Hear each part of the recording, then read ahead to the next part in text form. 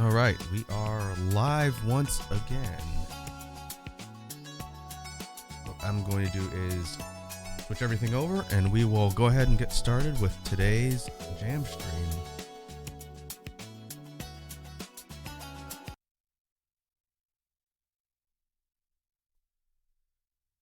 There we go. Should have audio and video. What I'm going to do is throw in a real quick background loop that I made before we started the stream, and we'll kind of break down what the agenda is for today.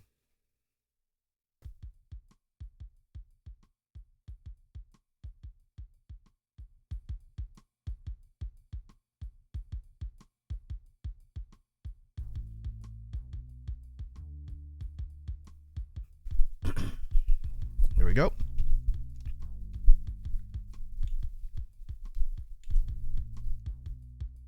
So what I put together is just a real simple kind of smooth chill loop for background music purposes, and then just like we usually do, once I'm done explaining what we're doing and we get into the actual first leg of the stream, I'll just clear it off and make some room. So it's been a few weeks since we last did one of these jam streams. I'm trying to get them a little bit closer together, so not just doing them like once a month, but we are back. And I was thinking throughout the week about what I wanted to discuss for the sound theory portion of the stream today. And I decided we'll do our kind of monthly-ish return to the discussion on technicality.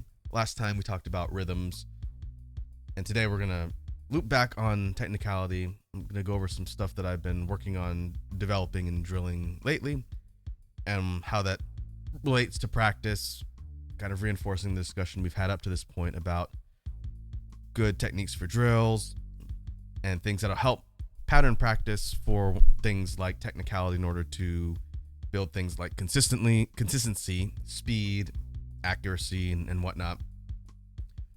So we'll do that for a bit and see how long it takes to kind of run through the discussion on the practice side. And then after that, we will work on BGM ideas. And there's a couple things I wanted to kind of get accomplished when it comes to mapping out ideas for BGM tracks. So I actually have somewhat of a checklist of things I'd like to do today. We'll see how much of that we actually accomplish. We have some good ideas that we can put together. I might be, right after the stream is done today, I might be sitting down to do some recording off the loop. So we'll see.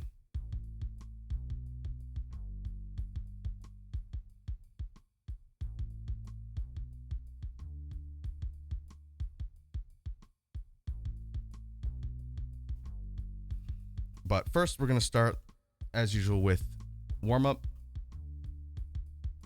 That's why I have the caption updated. So take some time to run through some freestyle practice, get the blood flowing. And then after that, we'll jump into technique and sound theory.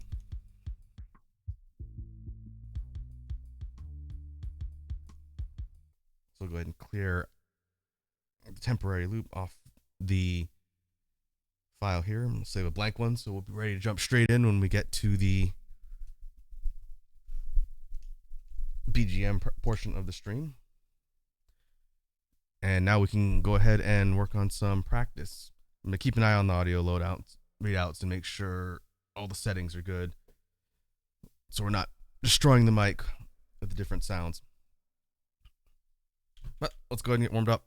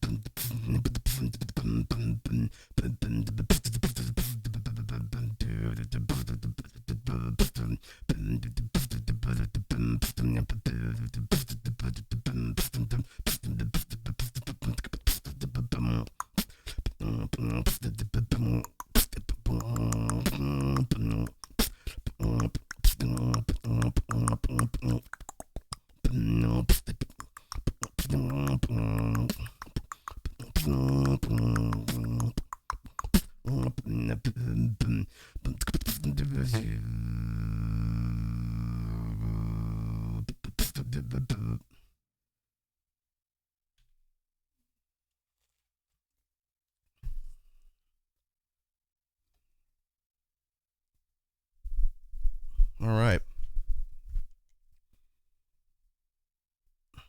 That'll do for warm up. Thought about trying to string together a really long set of freestyle beats.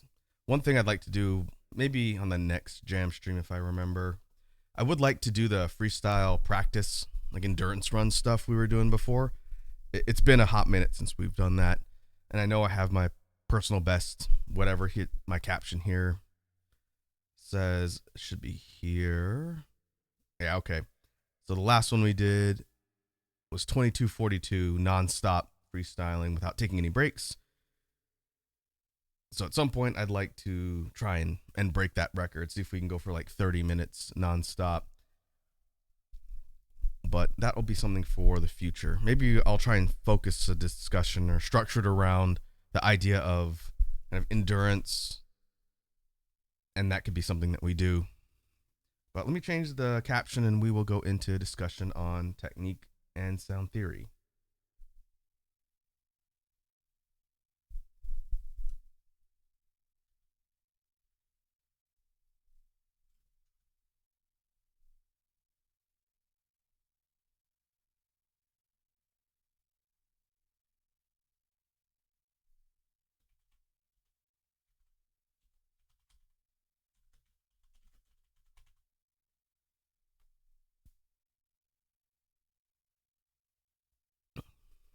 There we go. So like I mentioned earlier at the top of the stream, when I was kind of going over what I wanted to talk about today, for technique and sound theory, what I want to focus on, as we usually do every several streams or so, is the idea of technicality in beatboxing. And just for the sake of people who've been on a couple of these streams and or people who are going to be checking this out in the archives at some point, I'm not going to go through too much of the terminology definitions when it comes to technicality. I will just preface this with, if you haven't seen the previous discussions where we've talked about this, a good spot to kind of get caught up is in the stream archives where we've talked about it over the few years or so I've been doing these jam streams, because the discussion has evolved a bit over and across those streams, from just introducing the concepts of technicality, what it means, how it factors into beatboxing, pattern construction, and even routine construction. And then from there, it branched into how do we develop drills for increasing speed, consistency, and overall accuracy when it comes to the technicality patterns.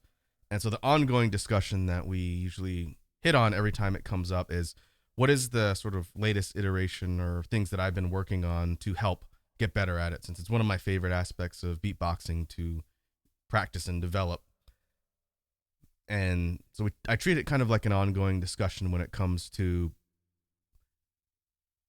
what I'm working on, essentially.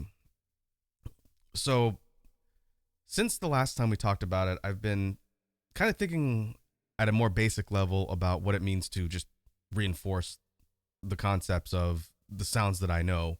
We're going to talk about essentially two major combo chains that we've talked about here on the stream before, but they're the ones I've been focusing on lately. So I want to sort of circle back and explain what I've been doing with them.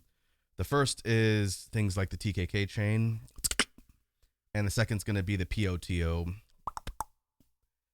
And I'll kind of explain some stuff that I was working through and thinking about this week, and I wanted to sort of present to everybody who's watching the stream today. So as we've discussed before, the TKK chain, considered one of the basic triplet chains in technicality as a concept, has been an interesting sort of journey in developing. I circled back to thinking about this in the last few days and kind of put some ideas together. But if we think about just the three sounds individually and then how they chain together in a triplet pattern, that sort of informs what it's supposed to sound like, kind of broken up and then slowly put together. As you build proficiency like we've talked about and work on getting better with creating the three sounds in a chain or even individually, you develop the muscle memory and the sort of dexterity with the mouth muscles and the tongue to be able to do them fast. So from the and this is T-hat, just a K sound, and then rim shot snare. And so it goes from just a as you speed it up and condense the chain so it becomes more rapid and more quick as a sound set. It becomes a and that takes a lot of practice. Again, something we've talked about is when you're first learning how to do the combo set, and the rim shot is probably the toughest of those three. It definitely, in fact, is the toughest because as a snare sound, it requires some specific methods using your tongue to be able to do the sound, and then once you do it, you just have to practice getting better and sharper with it. And that's something I'm going to go into shortly as far as a drill that I found very helpful for just getting better with that sound. Not the whole technicality pattern, really just the snare sound, which is something people might find helpful as they're learning. If I had thought to train this way when I was first learning the rim shot, I would have gotten better at it faster, but I didn't. So hopefully it'll be helpful. But in demonstrating just the speed, the change in speed of the sound and the sequence of sound as it comes out when you create it, and you start learning how to chain it back to back in kind of like a loop, a technicality loop. That's how you get the, and you start figuring out how to insert other sounds as sort of transitional points between the different sections of the loop if you're trying to string together a lot of them at once. So things like a kick to start or adding an F. You get things like a pattern that goes from just to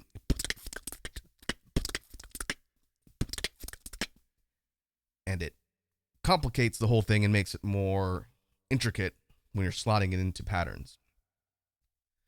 But what I wanted to kind of demonstrate, and I don't really know the best way to describe where this rhythm comes from. I think it kind of comes from like a breakdown leading up to a drop in electronic music sometimes, specifically drum and bass. But when I was coming up with this example to use for training drills for the rim shot specifically, all I could think of is where I've heard it in songs before and where it shows up. So I might have to kind of try my best to explain what the rhythm is and then where I've heard it, as opposed to this is the name for this type of rhythm or whatnot, since I don't know proper musical terminology really. But it takes rapid kicks, so drum kick, and it alternates it with the rim shot in kind of a slower double kick alternating pattern is the best way I can describe it.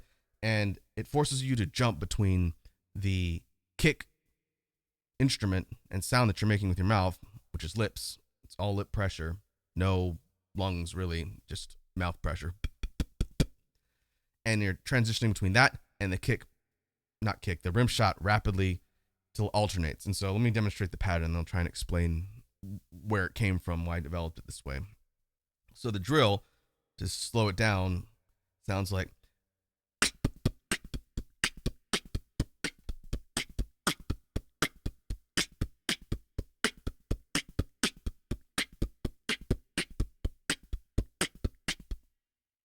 and that's just one rim shot, two kicks, one rim shot,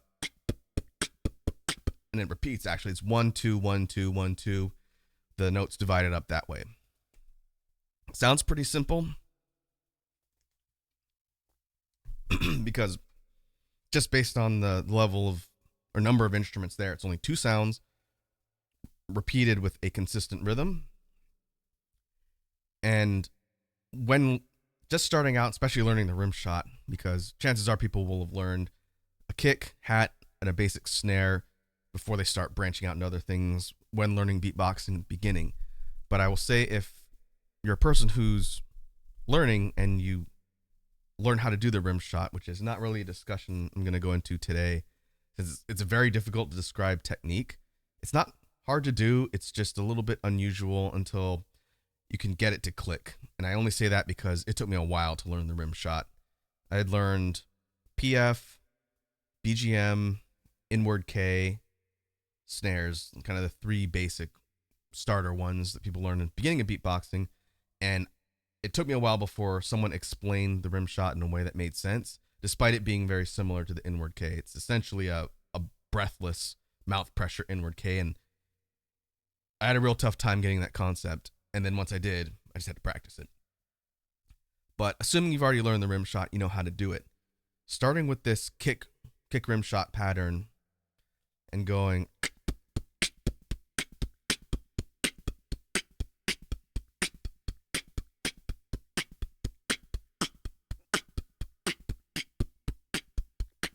and doing that over and over again as sort of a repetitive drill helps you, one, get comfortable with keeping time on a set rhythm, which is something that a lot of people kind of build in the beginning when they're learning beatboxing, just like you would any other instrument. But jumping between the kick and the rim shot with that pattern is pretty helpful because they both occur in different parts of the mouth. And the sooner you get comfortable with jumping between a lip-based sound and a tongue-based sound, the easier it'll be later as you try and incorporate other sounds into your inventory of different things that you're creating in beatboxing. And so the progression of that particular drill, as you might imagine, is speeding it up.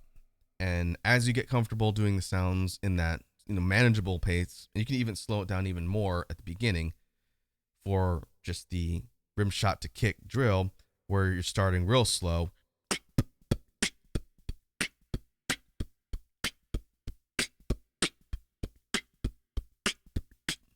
I've always recommended, when people have asked me, that when you're developing sounds, start slow, get real comfortable doing the sounds, and then ramp up the pace and speed later. Don't start trying to do things fast at the beginning because it's going to be a lot more difficult. To use the old adage, want to learn how to walk before you run. You can learn how to run initially, but it's going to be much harder. And beatboxing is no different with the sounds. But taking this simple kick rim shot pattern and starting to ramp up the speed, that's where it helps drill accuracy and helps the muscle memory even more. So when I'm doing mundane things and practicing sounds, the pattern I found myself doing lately to practice rim shot, and which is why I structured it into a discussion point for the stream today, is much faster speed than what I demoed. So when I've been doing it, I've been trying to push speed for that, just to, again, push the accuracy and consistency. So when I do that one, it sounds like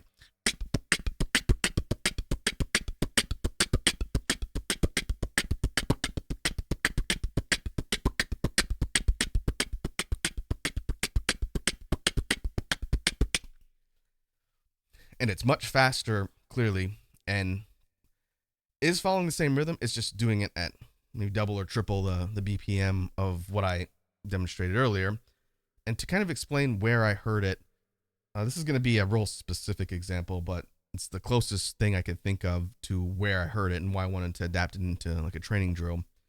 The electronic music group Pendulum, which I don't even know if they're still making music anymore, but they're pretty well known for a long time, and they did a lot of drum and bass. And they have a song of theirs that I really like that I would like to kind of adapt into a beatbox routine at some point I've been working on. And the song is called Propane Nightmares. And there's a section in there as it's leading up to a drop with like a pre-chorus essentially. And the rhythm of everything goes from kind of a slower beat, and then it speeds up into this section in the pre-chorus where it's going, and it leads up into a drop. It builds up a bit, ramps up, and essentially the whole pattern up to the drop and the beat with the drop, just to illustrate what it does, it starts and goes,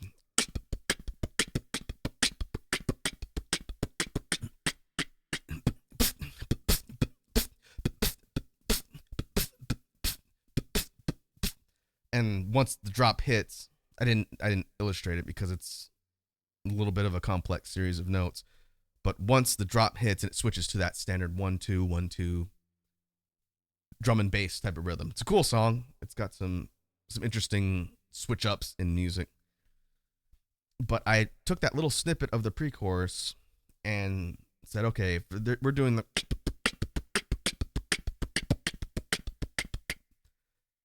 I started thinking that would be a really good drill when it comes to something like a snare practice. And this doesn't necessarily have to only be something that you use for rim shot. In fact, this pattern works interestingly enough for a lot of different types of snares, but I think it's more effective for some than others. So you could do this with the PF snare too, but you're essentially sticking with the same mouth position because you're doing a lip-based snare and a lip-based kick at the same time. So if you did that, it would be,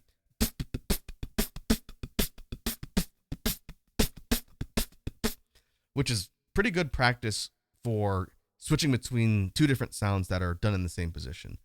The first example with the rim shot is training you how to jump between two different positions. That one is teaching you how to do it from the same position but different sounds, which is good to train. It's good to do every aspect of being comfortable going from different mouth positions for different sounds, no matter what it is you're doing. And so if you think about it, how that trains the PF snare, you're trying to go from to, and I don't think I've really used it for that. I think I might have to start training that way too, because it feels less natural to do that with the PF snare. Likewise, if you went for a K snare, outward K, that one is a little bit easier. It's kind of like the rim shot. It's just the reverse motion because it's an outward sound instead of an inward sound. It's not done the same way, but the concept of it being an outward sound and using the tongue is the same. So if you take that same example with the kick pattern and you did,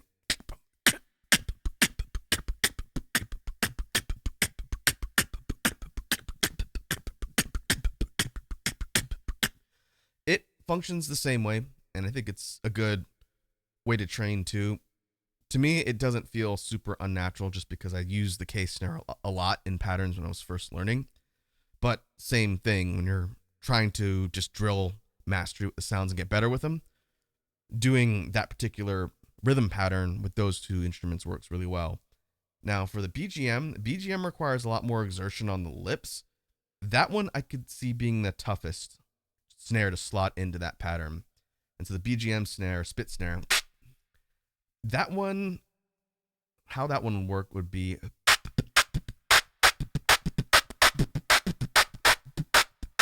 that one, probably I should practice that one as well. It's difficult because there's so much force required on the lips to create the snare sound that it almost cuts off the rhythm when you try and switch from to the rapid kicks. And That doesn't mean it can't be done or it shouldn't be practiced, but it feels very unnatural to do that because you're having to clamp down to create the snare with your lips, but you also have to release quick enough to be able to do the kick sound, which is done from the exact same position. Where the BGM snare ends up is where the kick starts. So you have to be able to clamp down for the burst of air to create the snare and then release it to be able to do the kick. And doing that really quickly back to back is pretty tough. I wonder if using a tongue breakup on a single sound makes it easier to do that. Not really, because your tongue essentially has to get out of the way to do the kick. That's the toughest one. I might put a pin in that and come back to that later after I've had a chance to practice it. Because being able to do a clean transition from those two sounds would sound pretty good when slotted into a pattern, but it's definitely the hardest of all the examples I used for taking the snare, taking the kick, taking the pattern, and trying to do it back to back to back to back to back. So I'll have to think about that one and work on it a bit and maybe report back in the future when we talk about technicality. So taking the idea of developing just the pattern of the, we'll keep it at kind of a medium tempo for now, because I want to also talk about the way I've been using this, not only to just train one sound and another sound, but also slotting in the actual TKK pattern, which is the whole point of practicing the sound set. So if we're taking the,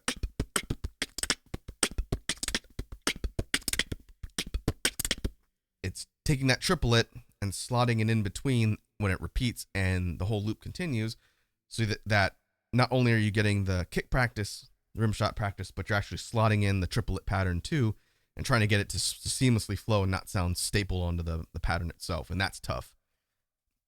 That's where the challenge comes in with that type of drill, because if we break it down slower,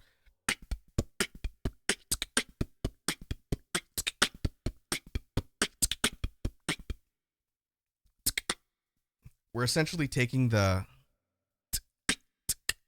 T and K and combining it with the last repetition, so that when the first rim shot of the next loop starts, it's leading up with three sounds that start, if that makes sense. So it's going,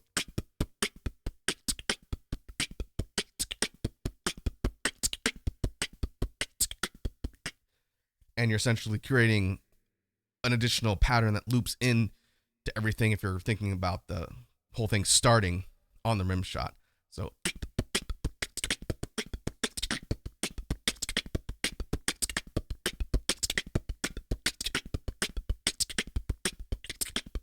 and just running through it a few times and doing it at a much higher speed, that's not easy to do. It doesn't feel natural because I've been practicing it that way for very long, but it does feel like a good way to force the repetition and force the consistency, because the longer you do it, the more you ramp up the speed and whatnot, the harder it's going to be to hold the pattern together, and you want to be pushing more and more so that it's forcing your muscles and your mouth anatomy to essentially not have to think about doing the sounds, and it becomes more natural and more second nature, and then you don't have to think about it.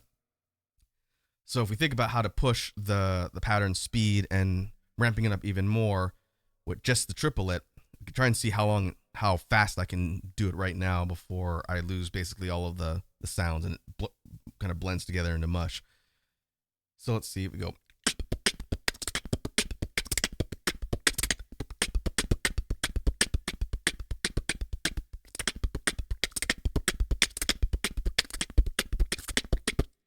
Okay, that's about as fast as it goes before it starts just kind of sounds like muddled garbage. I may have to kind of ratchet the speed down and practice doing it slower until I really don't have to think about it. It becomes just a second nature pattern. But I do think I'm going to work on that and see how it develops, just because it's a good way to practice the TKK without doing just a loop. It's a different way to drill. And so I guess I will report back on that one in the future. but it does seem pretty useful. Hey, Red Dragon's here. What's up, Red Dragon? How's it going today? How's your... It is late Sunday for you, right? How's your Sunday going? Have you been playing Wilds? I'm going to assume most people are playing Wilds. That might be a quiet stream today.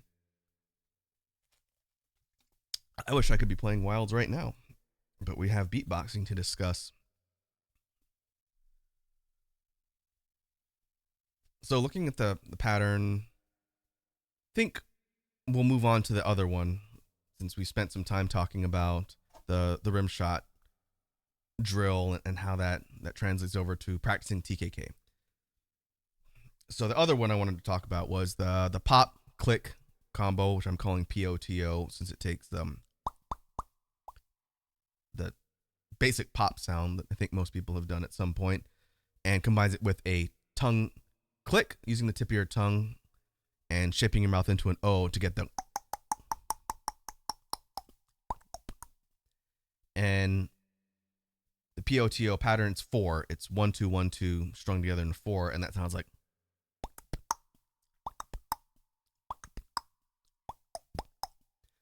Kind of sounds like a ping pong ball going back and forth.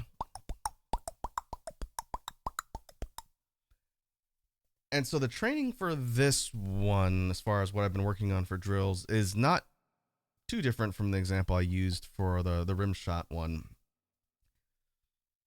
This one has been more just practicing the pattern back to back, consistently, just doing them. But one thing I've been doing, just again to make it so that I'm not just doing the same easy version of the pattern over and over, is I've been trying to alternate different sounds within it, kind of to mimic the pattern from the drum and bass example I used. So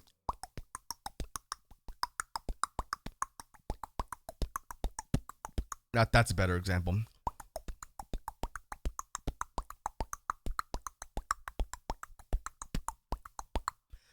It's not exactly the same rhythm, but it is taking the same idea and varying up things with the pop and the click to, again, force muscle memory. Red Dragon says, been okay, thanks. Been playing Wilds. It's a good game. I just hit the 3rd zone today, or last night actually. The way the story progression goes, they introduce you to the locales pretty quickly, but you don't spend a lot of time in them before you jump back to the earlier ones. So I did one fight in the 3rd locale, but I didn't get to do anything else, and now we're going back to the very first one. So I think it's an interesting idea to introduce like the different town hubs and the different zones, but we're not just plowing like through one, do everything, do the next one, do the next one. It's going like one, next one, introduce stuff, go back to the first one, and it's kind of jumping back and forth. And overall, it's been a good time. I've been switching between Gunlance, Lance, and duels, and it's been pretty fun.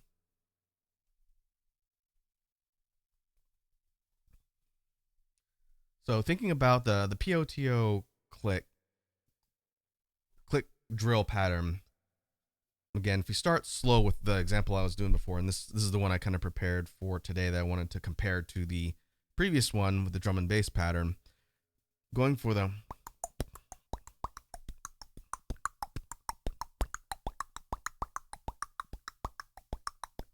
I don't really know what you call that particular type of rhythm. If you slow it down, it kind of becomes almost like a dance hall-ish type of rhythm. I didn't think of like how to classify it specifically, but it's just a different structure, but it still takes the same idea of starting with with one sound, alternating with the other one to practice it, and that's how you're in them.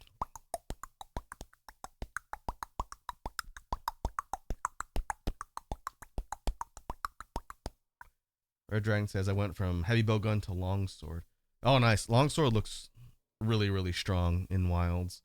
I'm thinking about going charge blade, like building some charge blades and taking that out too, since that weapon, from what I tried in the beta, was also really fun. I don't know. I'm probably not going to have dedicated like single mains or like a single main secondary, since I already I'm already switching between 3 weapons. But yeah, I want to get to longsword at some point too, since we didn't get a chance to do it in Rise. We ran out of time. So I'll have to think about trying longsword in Wilds because they gave it some nasty tools. It's very, very strong. It's one of the probably strongest weapons in the game. Also, my baby, the gun lance, is still holding up perfectly fine. A lot of fun. And lance is also a lot of fun. So if we take the click pattern, and I did it kind of without thinking when I did the last example, but in taking the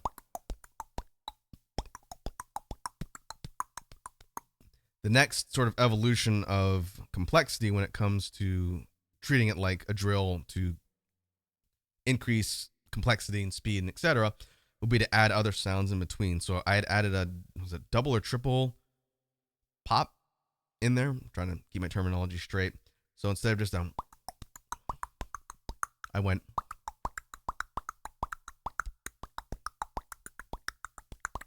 There we go.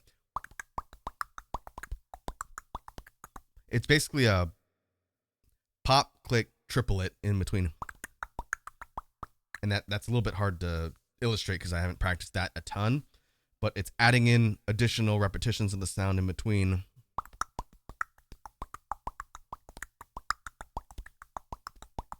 Creating it almost like a kick in the way it's done. It's just not a kick sound.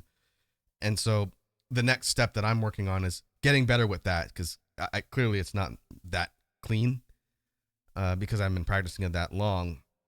But taking the idea and drilling it more will also make it easier to make the sounds louder because this particular technicality pattern, it's not a loud sound because the pop and the click in general don't come across quite as sharply as something like a rim shot.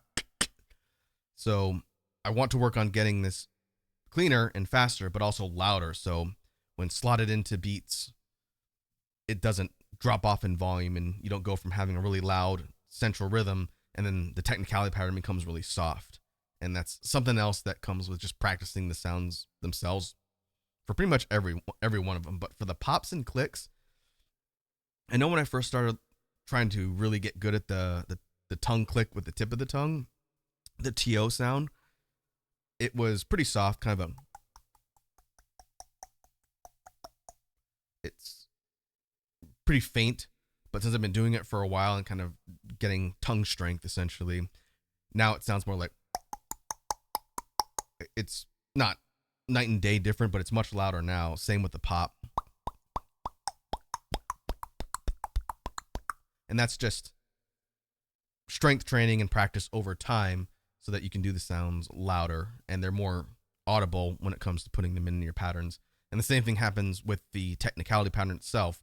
Once you have the ability to make the sounds more audible, then the pattern itself becomes more audible. So that I can tell you now that one's softer than some of the other technicality patterns I usually use in different beats. But the goal is to get them louder so that when I slot them in, they're pretty easy to hear and they stand out and they don't kind of fade in the background with the rest of the sounds. And that's pretty much what I've been focusing on for the POTO. Is a bit less to say on that one just because mechanically it's not quite as complicated. The rim shot pattern is harder to do technique wise. Pops and clicks, once you learn how to do them, are pretty easy. It's just practicing making them sharper, making them louder, making them faster. The rim shot, when you first learn, is a difficult sound to develop, but once you learn it, you just practice it over and over again, and then it becomes much easier to use and much easier to hear in general. So I feel like the ramp up time to be able to employ things like the TKK is higher than the POTO. POTO is just a less common sound set. Red Dragon asks, did you read what Fish posted in Waz's Discord about Wilds? No, I woke up really late today. I had a whole bunch of things I was going to get done, and I did not do that because I woke up shortly before the stream. So I hadn't seen anything that was posted today. Let me take a look. I had my window cut off so I didn't even see the notification.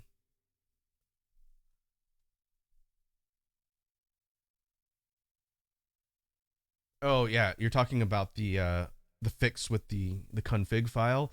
I actually saw that late last night as I was getting ready to go to bed, and it was on the subreddit for Monster Hunter, and so I updated the file last night.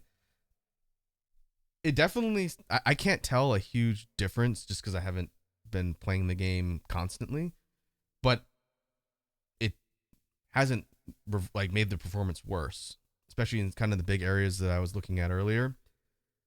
And so I sent that to Ramen. I sent that to another friend of mine. Matt's playing it on Xbox, so that's not really relevant to him.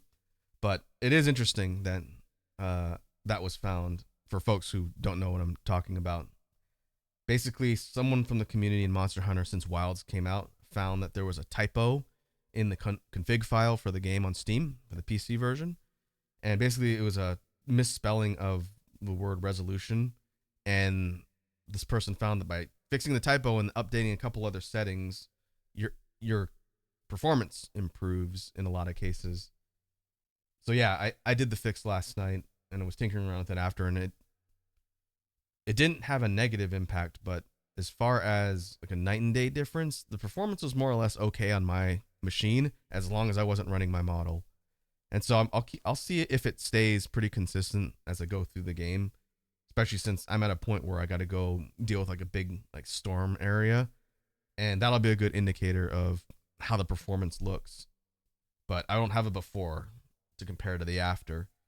But thanks for posting it in the Discord. For other folks, in fact, I was gonna share that, but it was late and I went to bed. Other folks that might be picking up the game on PC from the community can see that post in there. So yeah, thanks for putting it in the Discord. I feel like that's something they would have fixed with a patch eventually. It's just weird that it was missed at launch.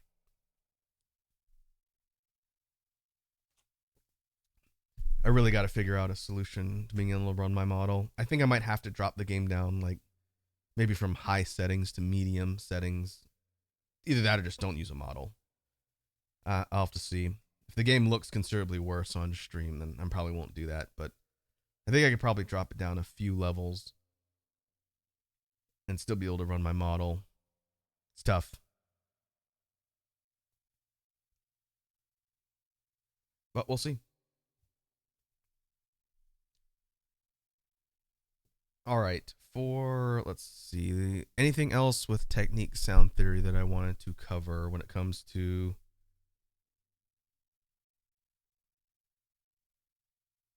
technicality? Red Dragon says, or get a Monster Hunter Wilds ping model, or get a Monster Hunter Wilds VTuber model, but that would take a while. If I had infinite budget, I would have definitely done that for the release. Had a specific model commission with like an armor or something that I could switch to whenever I'm streaming the game, but I do not have infinite budget. So I might have to, if I can't get the model running at the same time as the game, then I probably will do what you're saying, or Dragon, and just get a ping model. I might need to pick your brain on how to get it to animate like a Discord reactive, because I know yours does that on your stream. And it can't be hard. I just know it has to be set up a certain way, since just dropping in the source when I'm not in a call doesn't cause it to have like a too animated state. So I'll figure that out. I might have to bug you about that later. We'll see. All right. I don't think there's anything else I was going to cover with the technicality stuff. So maybe we could just jump straight into BGM brainstorming and have a little bit more time to come up with ideas. I think that sounds like a plan. So give me a quick second to switch my sound sources around and switch my mic input. And then we will see if we can come up with some useful ideas for future BGM tracks.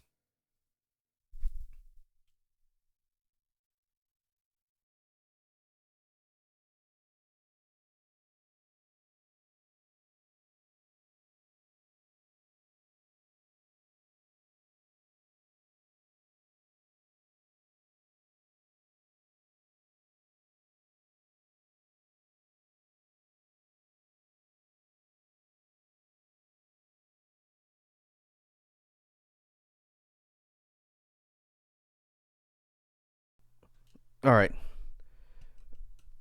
Folks should be able to hear me on my other sound source. Let me change my caption too.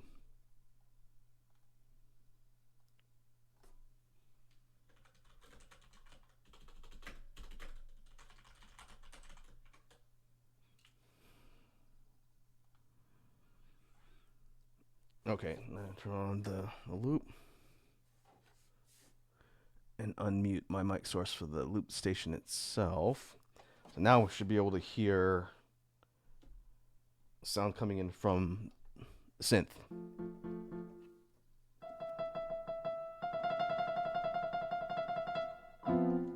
Okay. We have our blank file.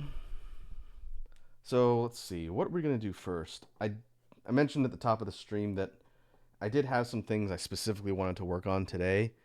And the first one, I'd like to do a chill song.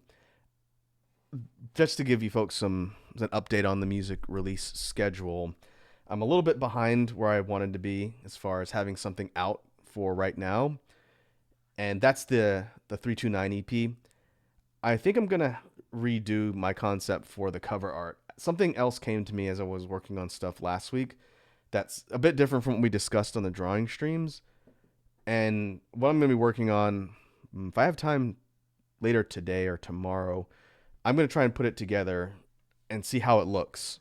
And if I like the way the cover art for the EP looks, then I'll go ahead and start uploading stuff for release. Because the tracks have been done for a while. There are 5 songs, I believe, that I selected for that one. So smaller than usual. That's why it's an EP. But I just need to finish the cover art for it. And I've been waffling a bit on the design style I like. But this idea came to me last week. So I'm going to see how it looks when I actually put it together. So 329 is going to be coming out soon. I originally wanted it to be out in February or late January. But then I changed my ideas around. So that will be coming soon, and then I got to think about what I'm doing after that. But I do want to start putting together tracks for a chill release in the near future, because there's going to be a higher energy kind of electronic-ish release, similar to Titanium Forest. The tracks for all that are done. I just need to think about what I want to do for the art on that one. But it'll all kind of depend on when I can do a recording session and pull a lot of stuff off of my loop station and get it on my machine. So I have a lot of stuff done on the music side. I just have to figure out how I want to structure everything for releases. So it's been a while since we talked about upcoming music stuff. So there's things cooking, a lot of things cooking. We'll just have to see when they come out. Okay, so if we were looking for a chill rhythm,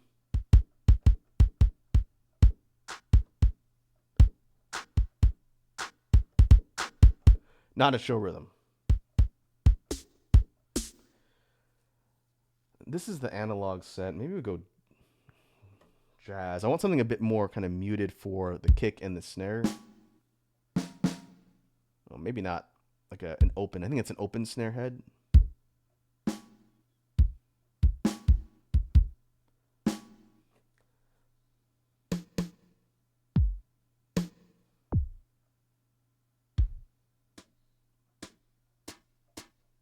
This is a brush kit. That might not be bad. What I'm thinking for this particular type of mellow track is a slower rhythm, so not something fast, and then pairing it with kind of a mix of like lower bass tones and more of like kind of a delayed or an echoing synth. I had these ideas I'm kicking around that I want to try and put together here. Let's use these two, and maybe we layer in one of the other snares from one of the other instrument sets. So this is the brush kit, which I don't use too often.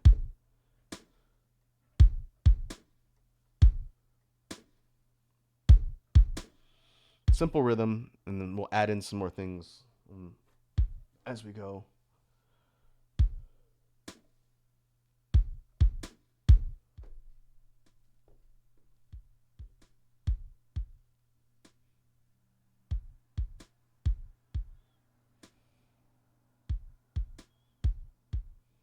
Okay, we'll keep the playback here. Let me know if I need to either make it louder or softer.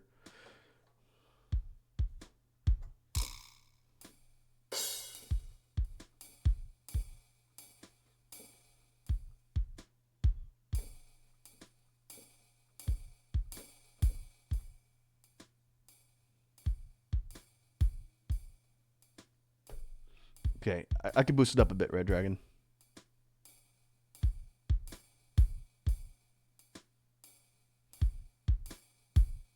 How's that? We're just getting a beat for now, but shouldn't be competing with me for sound on the mic.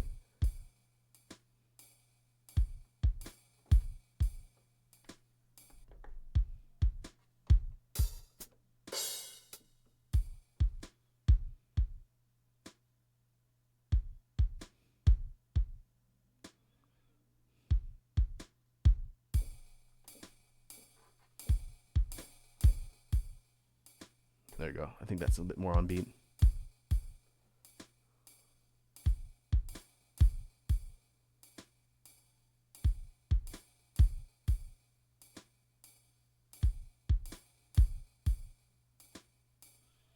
Okay, let's look for another snare we can layer in there.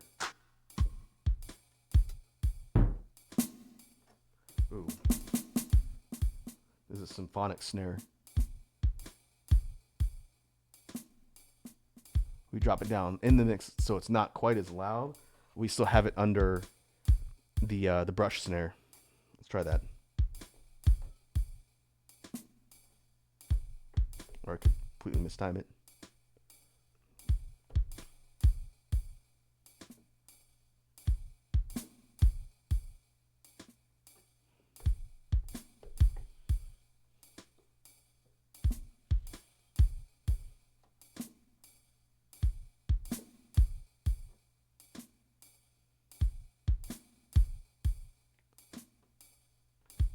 First one might be off by just a hair.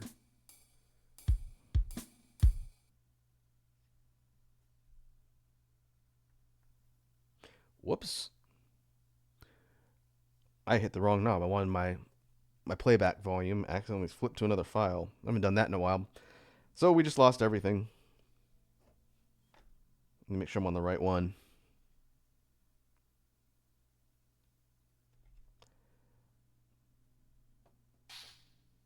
Fortunately, we didn't do a ton.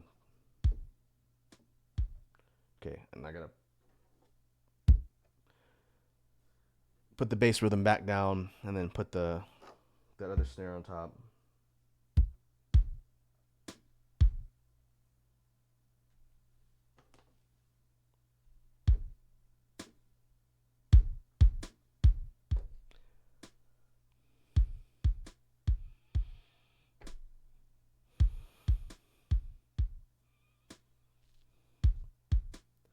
Dragon says, no, Control Z to undo. No, not when I switch files. If I accidentally load a different file, it just completely removes whatever I was doing if I didn't save changes on the file I was working on.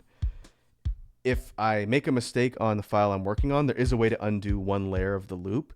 But if I switch files completely, it's like loading up a brand new document. And there's no way to undo that. It's okay, we didn't lose a lot.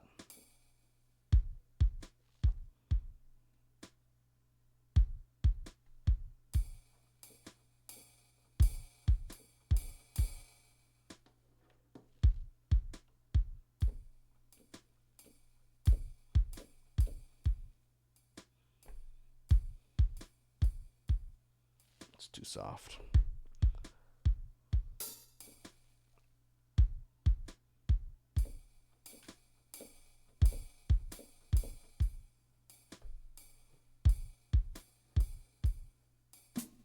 Okay, we're back where we started.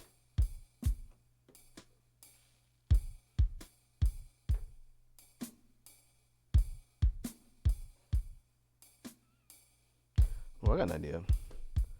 We can add a little bit of reverb. We dropped the volume on that second layered snare down, but we can add a little bit of reverb, which might be hard to hear. There we go. So it echoes just a bit. It'll be very subtle.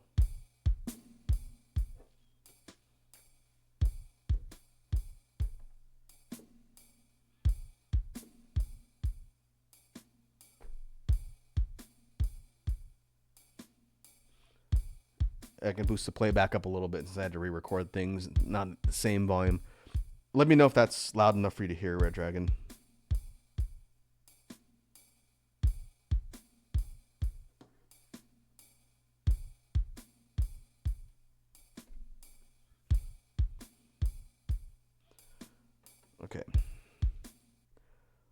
We'll do a preliminary save just so we don't lose the bass rhythm.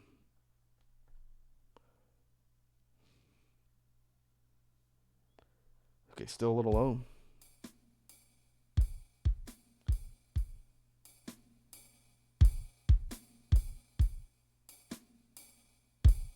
How's that?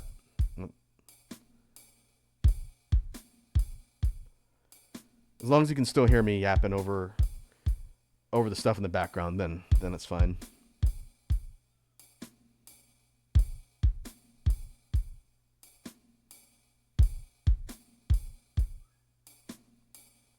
Okay, bass line.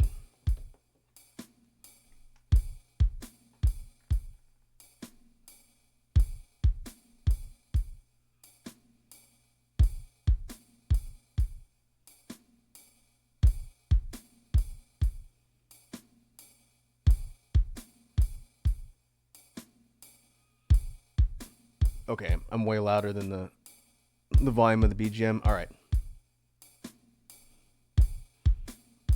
Okay, I'm almost at max track playback. It means I can record stuff a little bit louder. I had it toned down a bit, but I do need to make sure I don't record all of the stuff too low, or it's going to cause me problems when I have to master all the stuff on my PC. Okay, so let's think of a good way to pair in a bass line.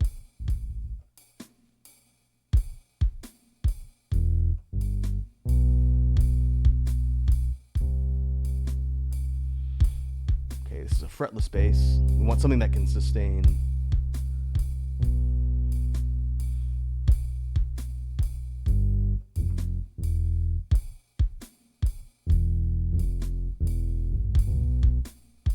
We could stagger.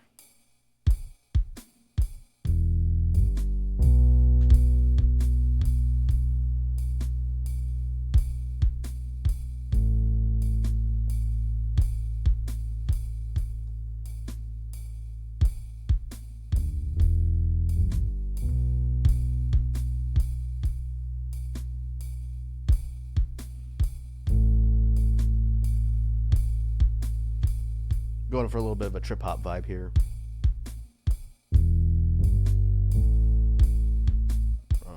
Notes.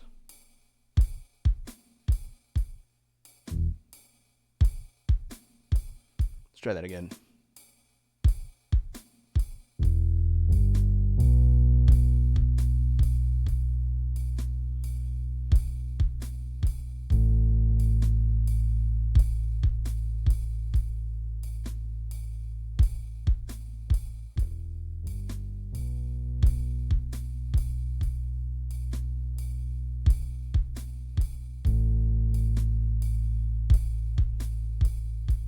I'm gonna balance these a little bit. I don't want the beat a lot louder than the bass line.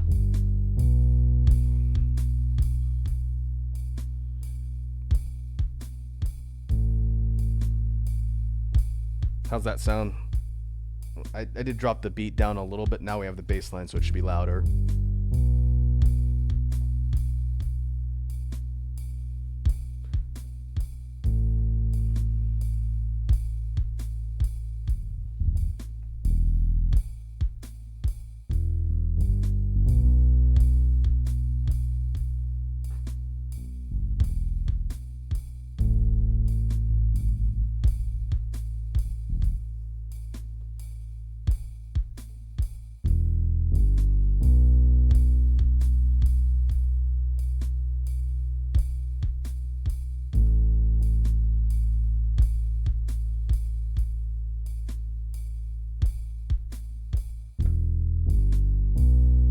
What I'm doing is I'm layering in a lower octave on the bass line.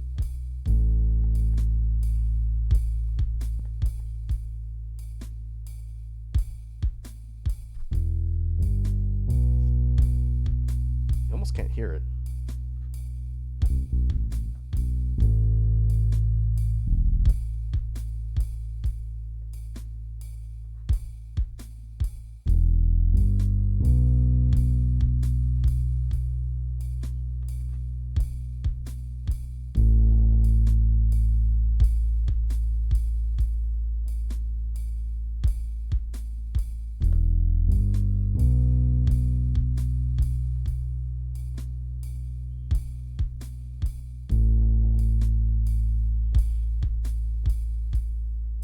That's a lot of low end.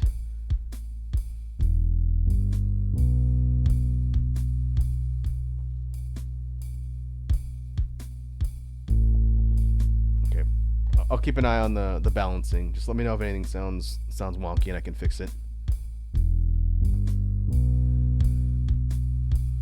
I actually don't think we need to layer anything else with the bass line for now. I think just the double octave low notes works okay. Now we need to go for a synth sound.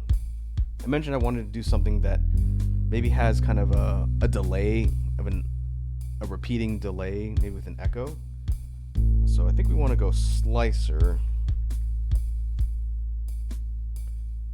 Maybe go slicer on 16.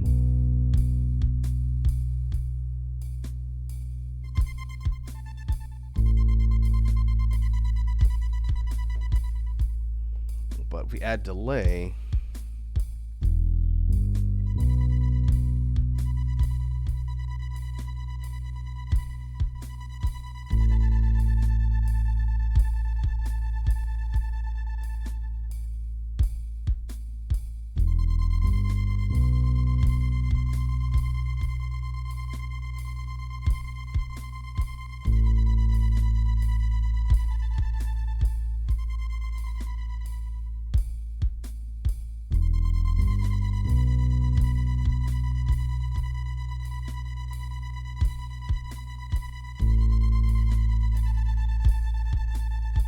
might actually be too fast. If we drop it down to 8s.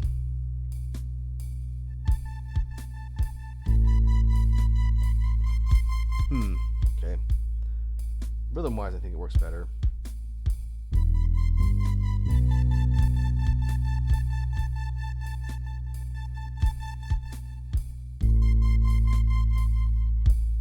We go.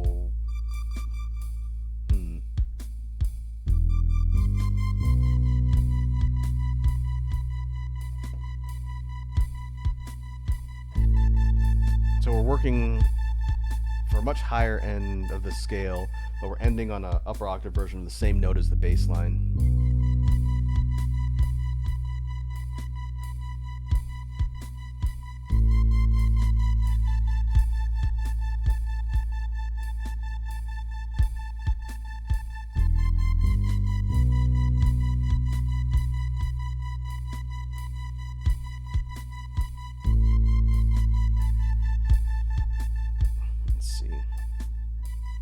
I like that progression, but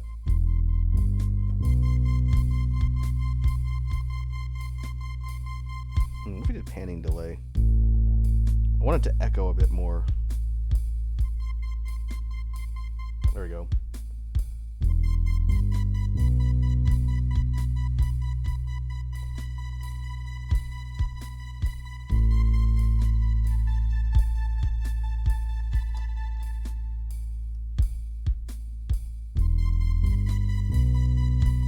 Let's try and record it and see how it sounds.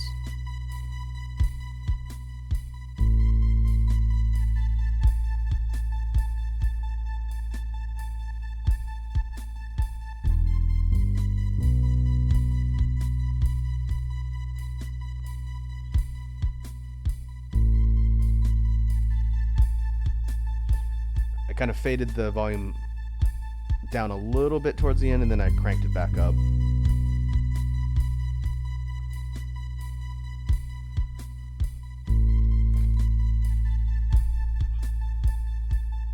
Okay.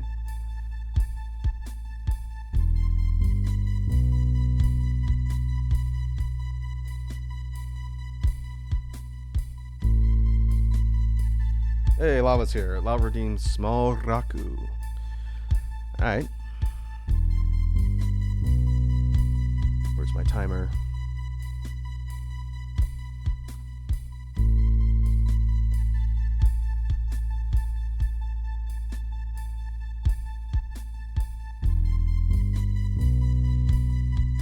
There we go. How's it going, Lava? Welcome to the stream. Hope your Sunday is going all right. We are working on BGM ideas, starting with kind of a more down-tempo chill track. Probably veering into trip-hop territory, as we usually do. I think I want to add some persistent chords. Oh, there's one. I don't remember where it is, though.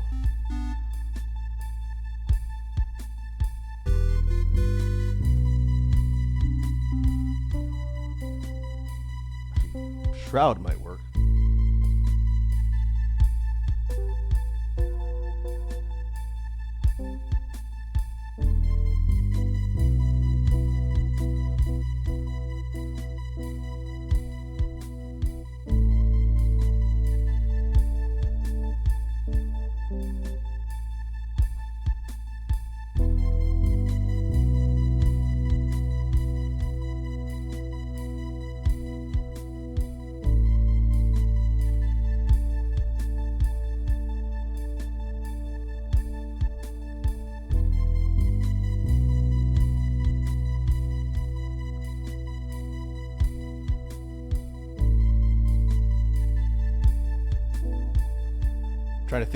Trying to listen a little bit here and see if that sounds too dissonant.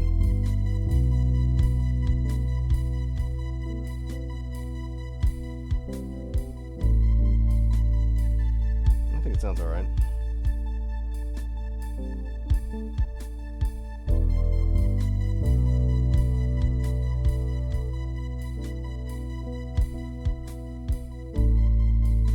What if we octave it and layer it with a higher version?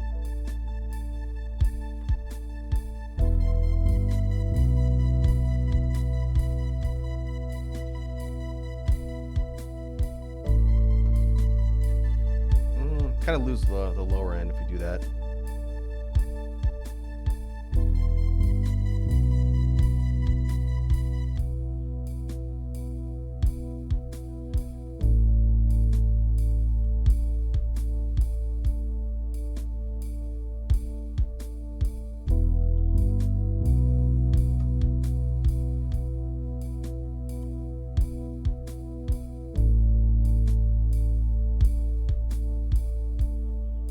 Let's save our progress before I accidentally load the wrong file again.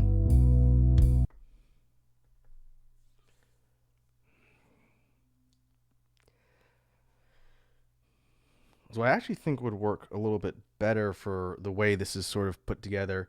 I think the high synth, the repeating synth should come in after the chords. So we're not necessarily done putting this one together, but if we're to think of the 4 loop tracks we've got now, I'm thinking maybe we start with rhythm plus bass line.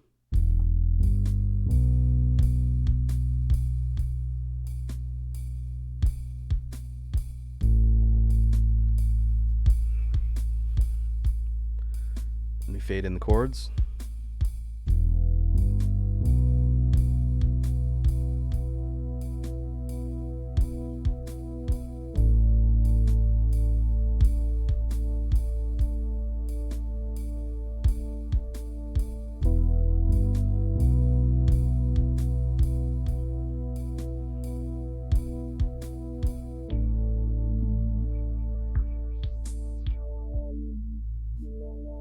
I bring in the synth.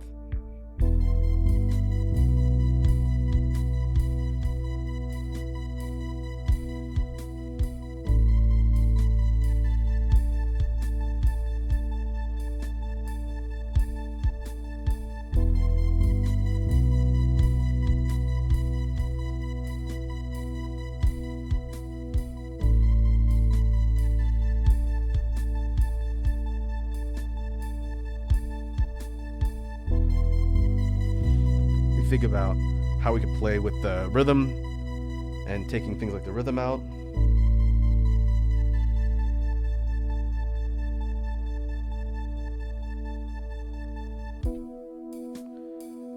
Maybe we take off the bass line and the synth.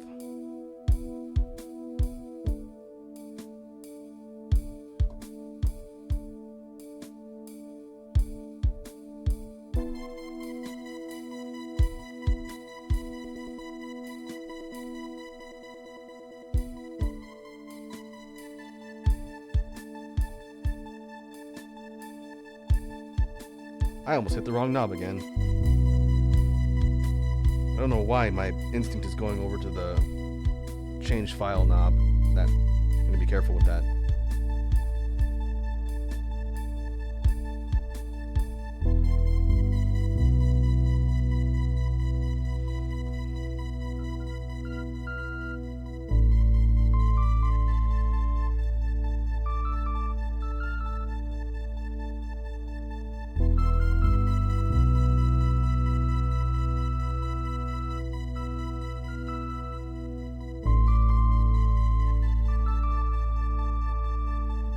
I want to throw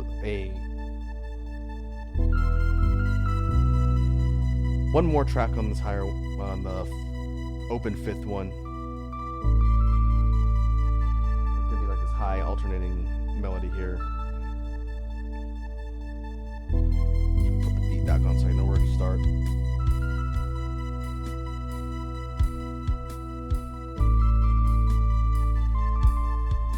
We go two full steps down.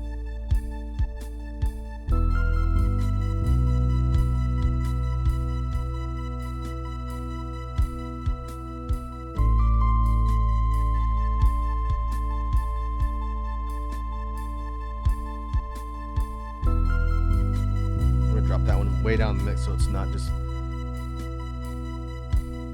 piercing.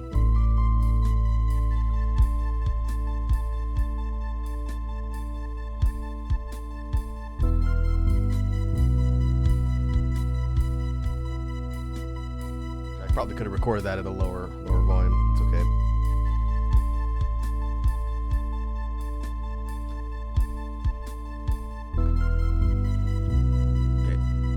Fix my model.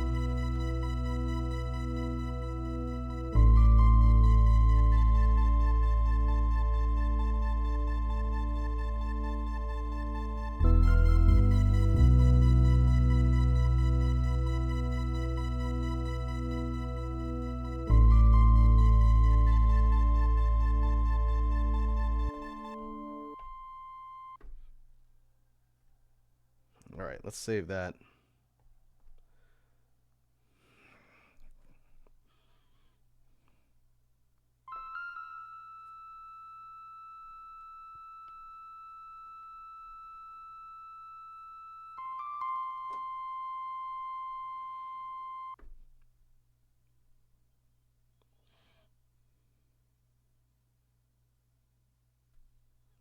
Lava says, POV, you just learned you have to re-download all the Left 4 Dead 2 mods again? That sounds annoying. I'm assuming, yeah. Oh well. I didn't know you play Left 4 Dead 2. A few years worth of mods. That's rough, buddy. That sounds like a headache and a half.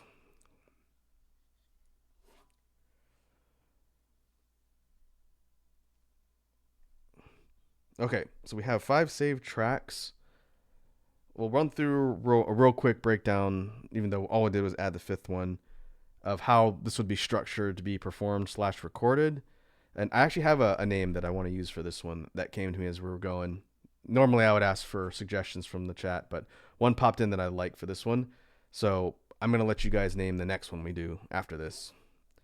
But if we start with bassline plus rhythm.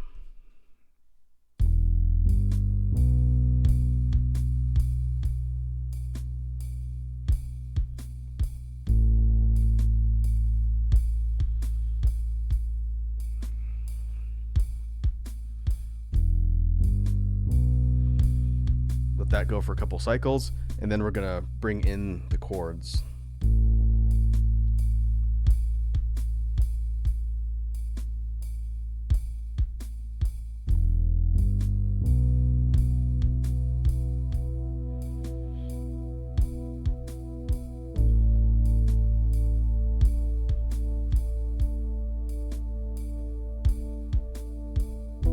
We give this two repeat cycles too, and then we're gonna bring in the high synth, first high synth.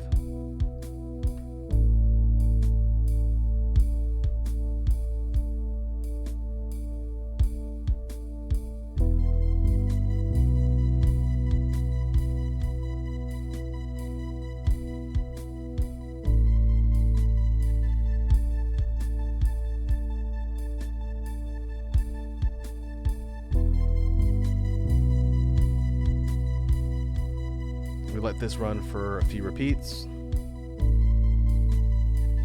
And I think I'm going to drop the rhythm out for one section before we bring in the final synth. And I think I'll fade it out. I'm not going to just cut it off like I'm doing right now. We'll have it fade so it doesn't just abruptly end. But we're going to bring it back.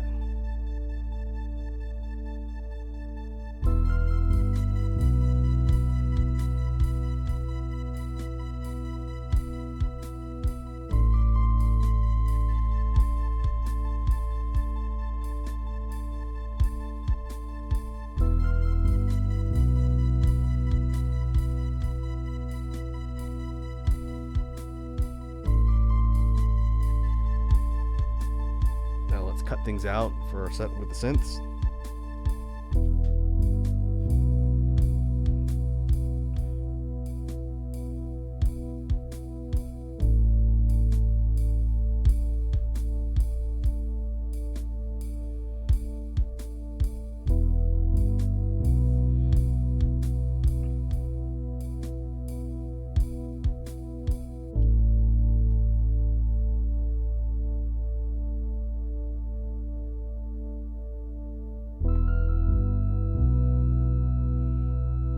We're going to do is we're going to fade out and we're going to end with the final high synth.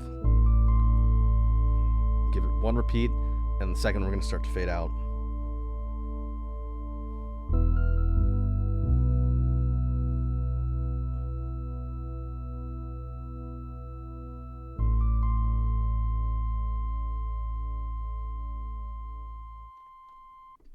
And then that's it.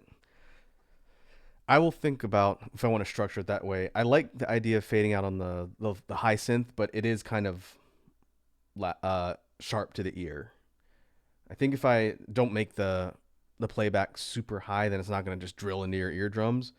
But it's going to be kind of a unique way to end the song that I don't think I've done a ton with that type of instrument.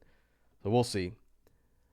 But I do want to transition the outro of dropping off all the instruments until we get to the end. And I'm either going to end on that synth or this one. This one's a little bit easier to end on because it doesn't have that like hearing test level of sharpness. So we'll see. I'll think about it when I actually go and do the recording. But for this one, the name that I came up with for this one, and we'll play the whole thing while we're wrapping up for this track before we move on to the next one.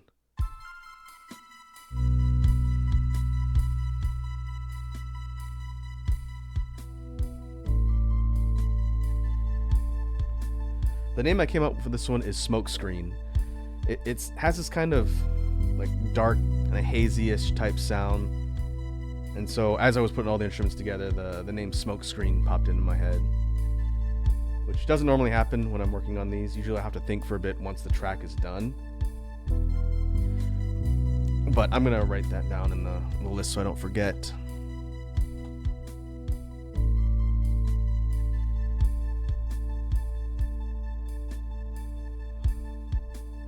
Give me a second to put that in my notes, and then we will move on to the next BGM track idea.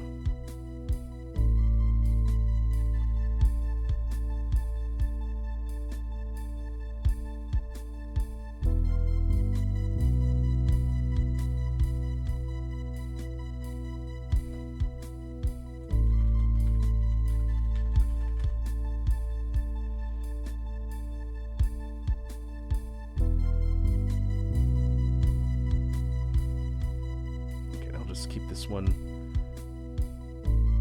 in the background, so we'll need to write down any ideas for the next one. But let's go on to the next track.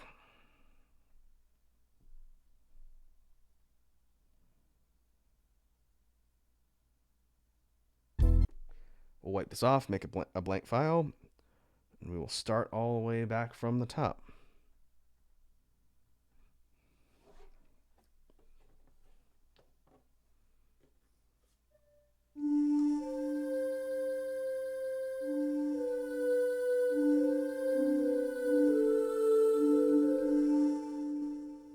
So I'm thinking we go higher energy for this one. Maybe we use the dance kit.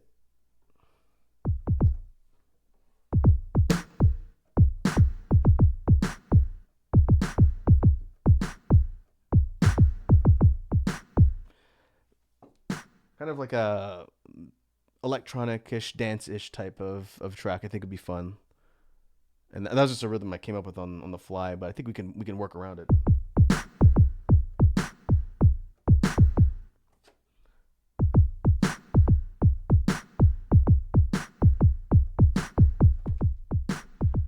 wonder if that's gonna loop cleanly. No, that would be like a fill.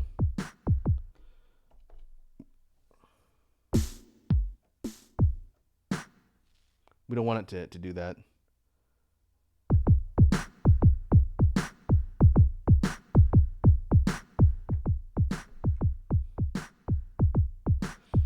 Red Dragon says sounds like a rap beat. Yeah, it does. We could try and structure like a hip hopish type sound. I need to do that more, in fact.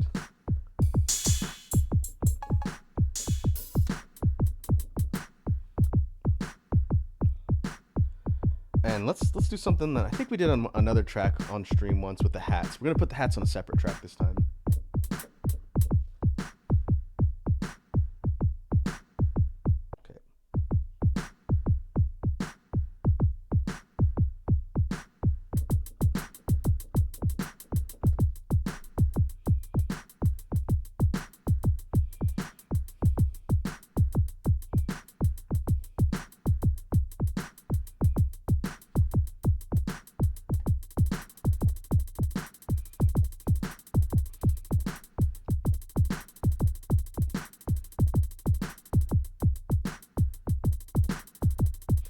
Let's see how we can work with that. Basically, I did that so that I can speed up the hats just by using beat repeat, but I'm gonna have to make sure I turn it off for the other tracks that we do.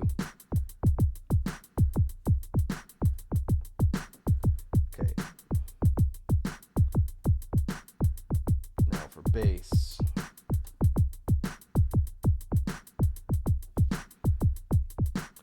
Let's see if we can go for like some little like subwoofer rattling bass for this one.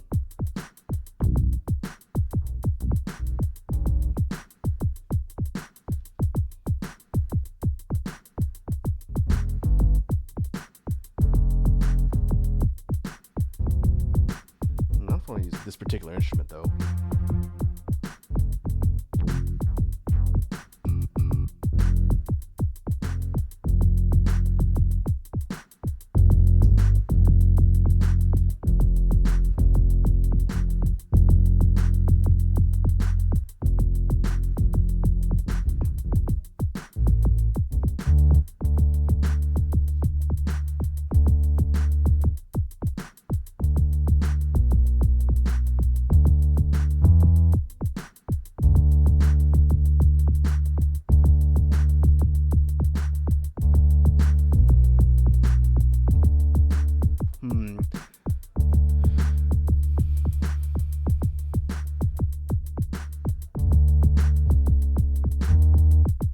Trying to think of what direction I want the notes to go for the bass.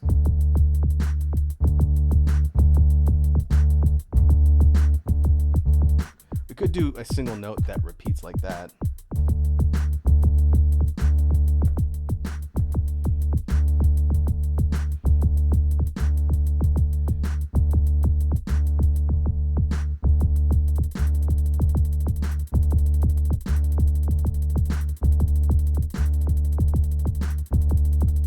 That's fun.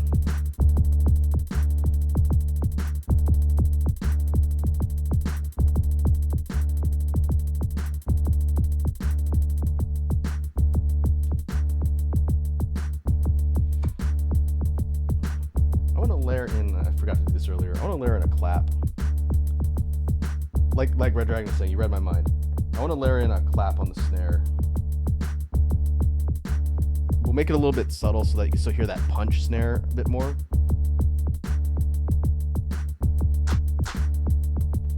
Now we can add a little bit of delay to it. But not a lot. There you go. So it just echoes a little bit.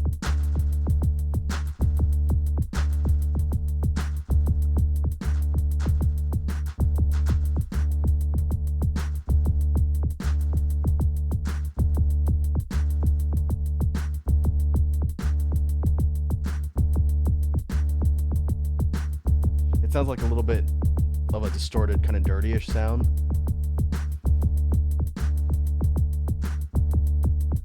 Not bad though.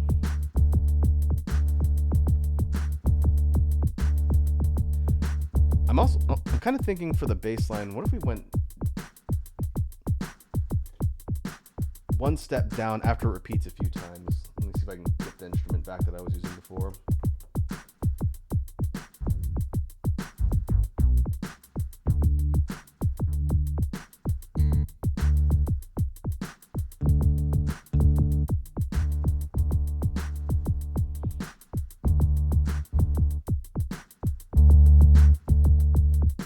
Here's what I'm talking about.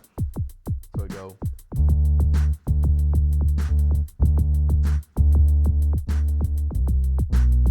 Two steps down.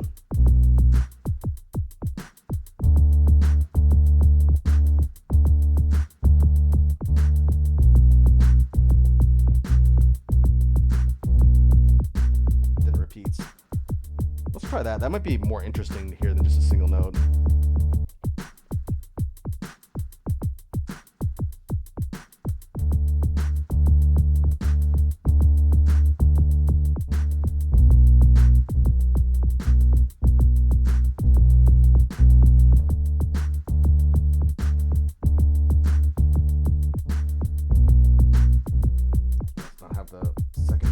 So sharp.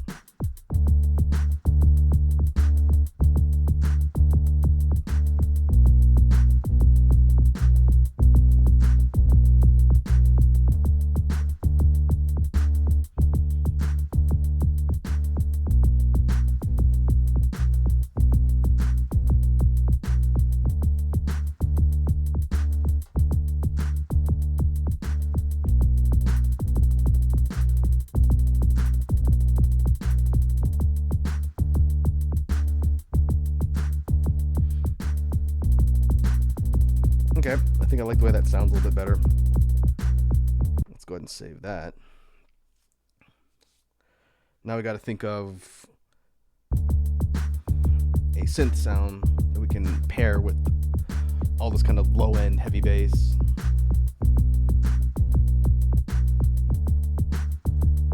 We go up to 329. We could go 16th notes panning delay.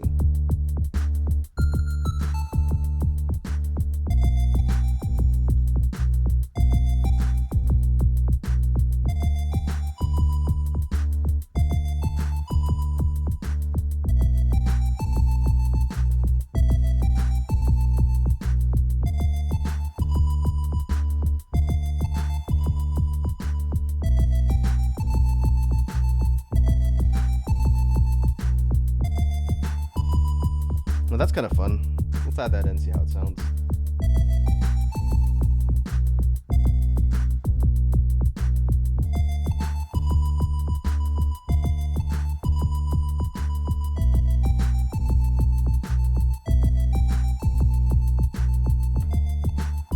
I need to check something real quick. Make sure I didn't put the bass one cycle off.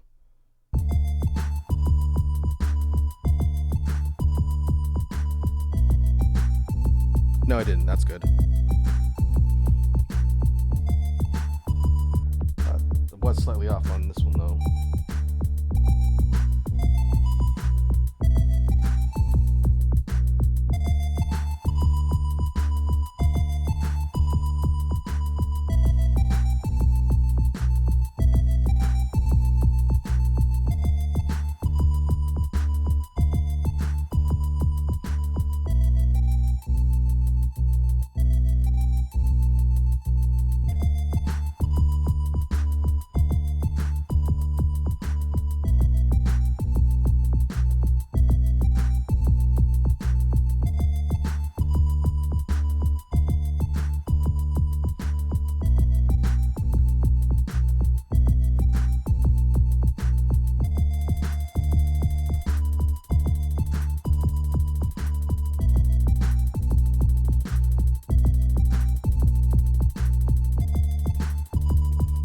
Interesting. It's kind of a fun beat.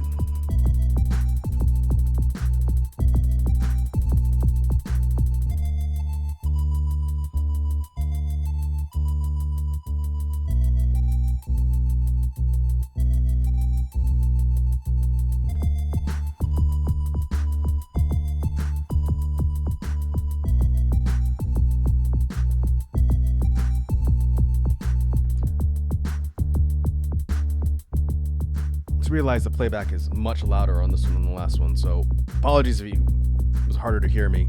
Let me drop it down a little.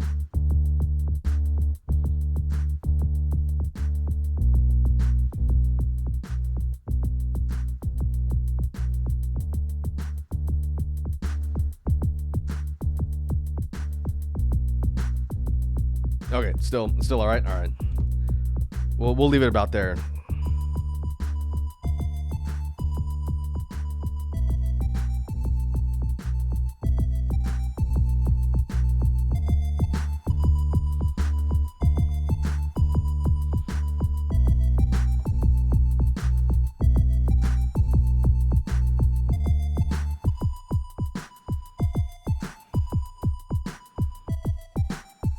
If we're thinking about how we would structure this as like a rap beat. Well, let me save that last synth edition we did. If we're thinking about how we would structure this like a rap beat, like to actually, rap over, I think we would do something like start with the rhythm, bass, and the hat. The rhythm and the hat are separate on this. Or we can even start without it. And we bring in the hats shortly after. That doesn't really matter. That can kind of come and go whenever. If we're doing like an intro to the track, I think we'd want the synth to come in for a bit.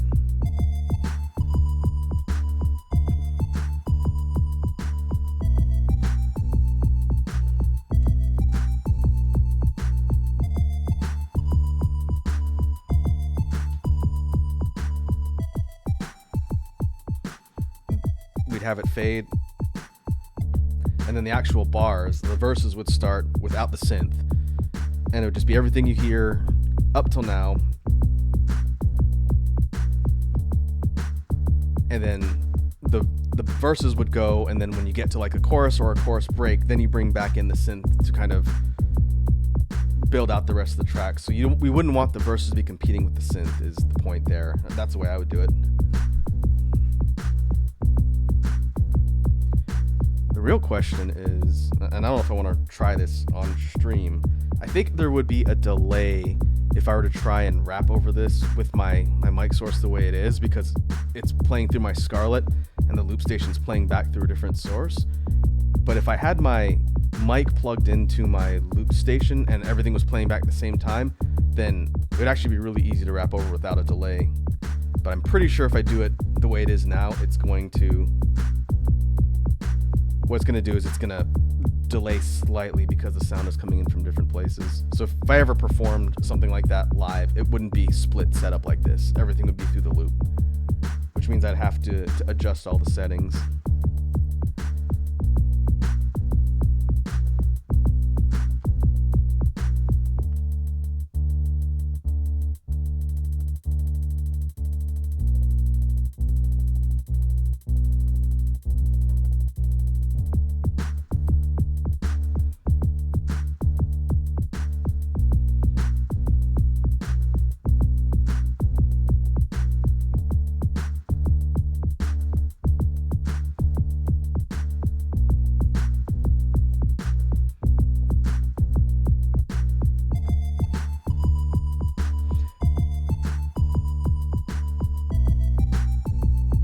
I wonder if there's anything else we can add for a fifth instrument. I don't know that it really needs an additional layer of instrument here.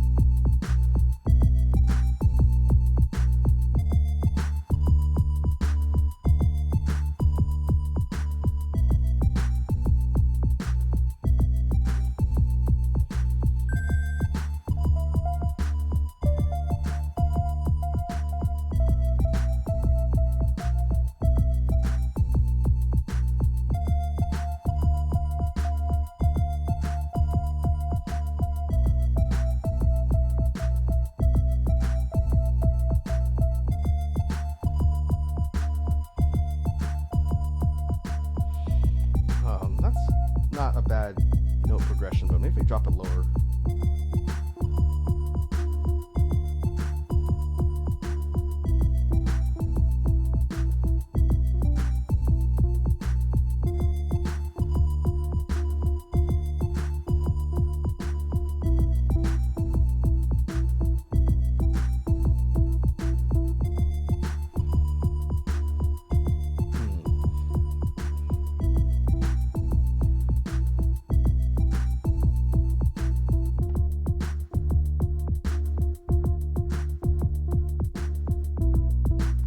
This is another alternate synth melody. We could swap in and out for the higher one, which is another option too.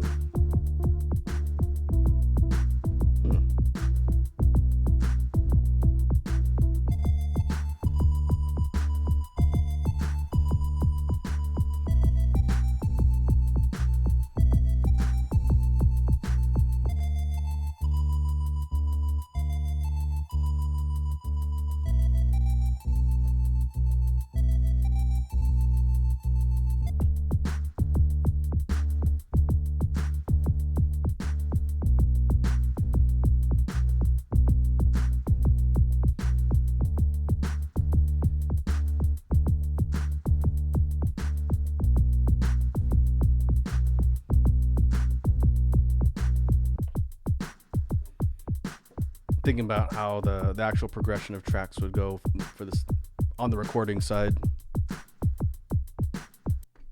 Okay, let's go ahead and save our progress. That's kind of a fun song. I wonder if I can use that for something. Maybe next time I have to make a rap challenge verse or something, I can use that. It's a simple beat. It's definitely not as complex as stuff out there on the professional market. But it's functional. It's got a pretty easy to manage beat, kind of mid-tempo.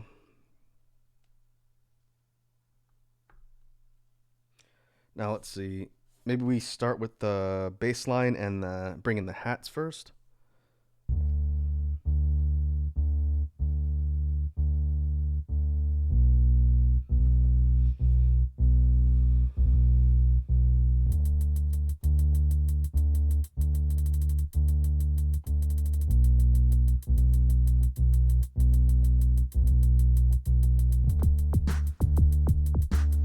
Bring in the beat. Where did my mall go?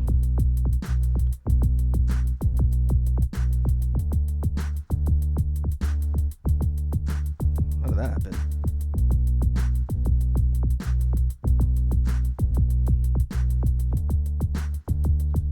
I think I lost camera input.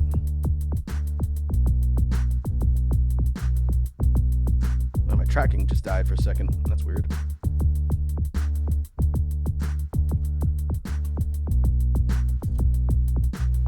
Okay, bring the first synth.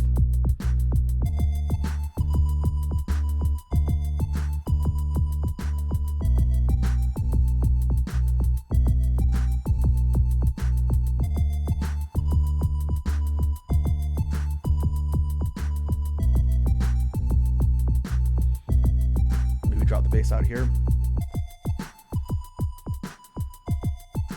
What we're gonna do is when we bring the bass back, we're gonna drop this synth out for the other one.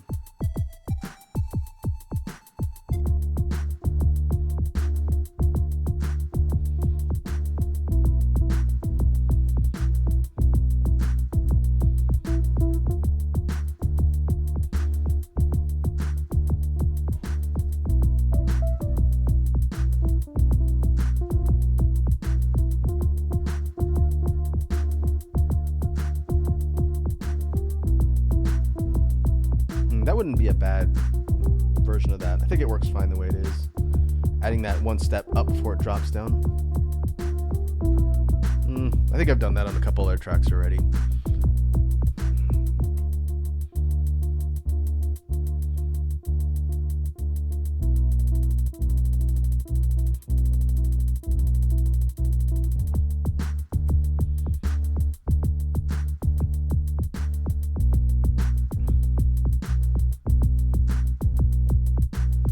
Fade out to the outro.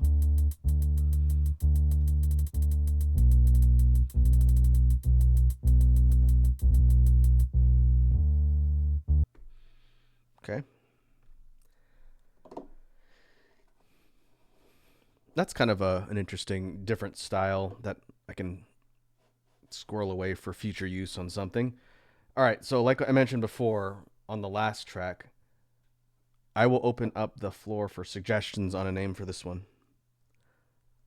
So I'll turn the main beat back on before we get ready. We'll do one more. We'll do one more track idea today.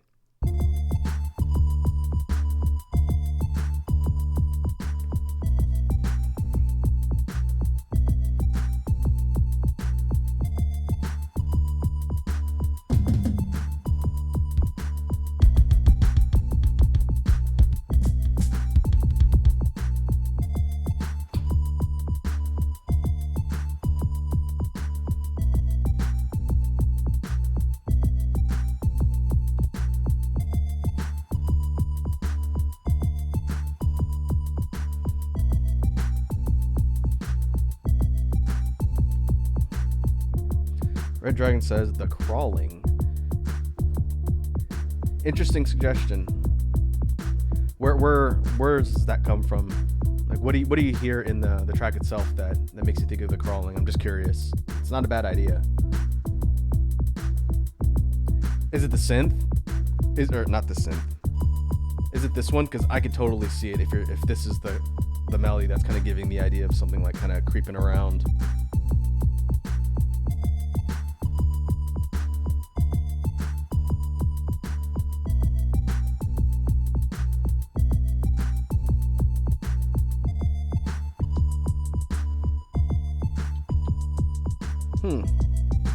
Okay, alright. I dig that. I'm gonna write that down.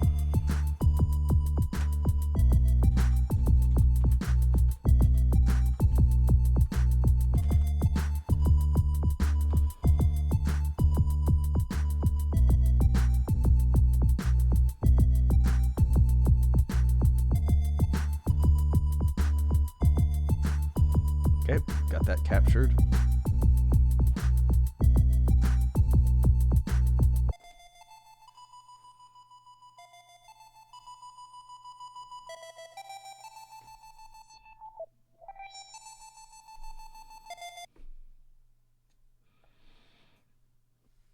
All right, let us move on to the next one.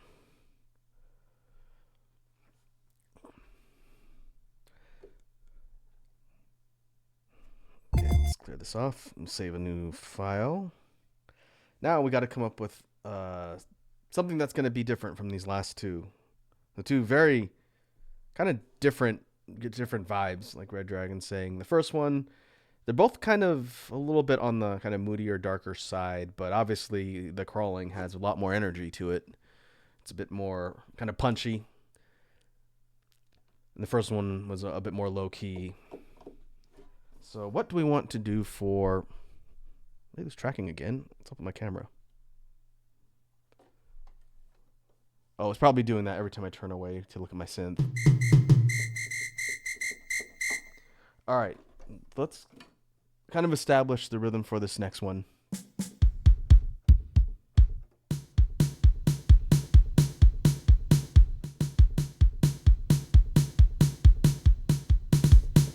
Polka beat.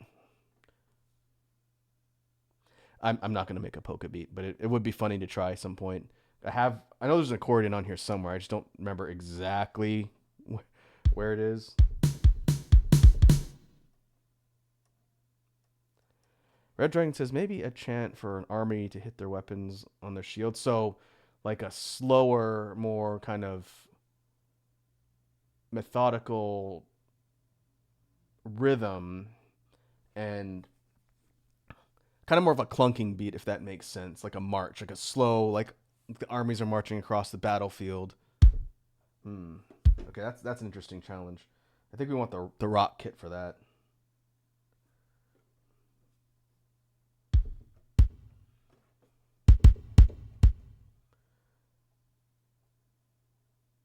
Yeah, like an empowering, like driving sort of rhythm. Okay, all right, that'll be an interesting challenge.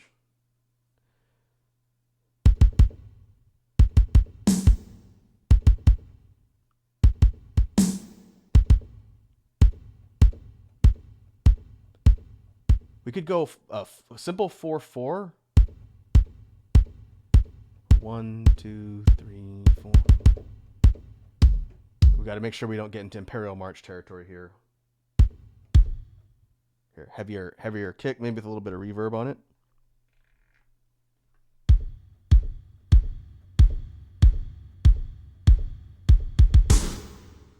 Nope.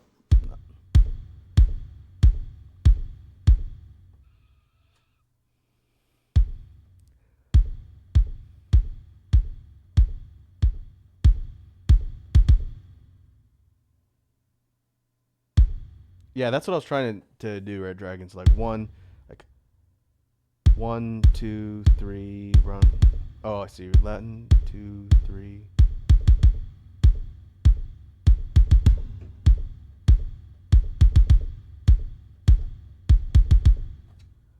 All right, let's start with that as a kick line.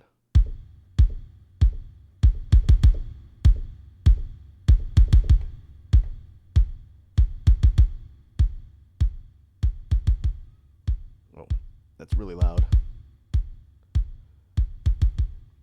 Now for the snare, we can do some interesting things with filter to take like a regular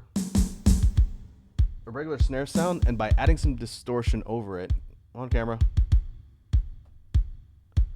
we can make it sound kind of like a clanging, crunching sound, almost like, you know, as the armies are marching, they're hitting their swords against their shields for like a really like heavy metallic sound. That's why I said like a clunking type beat.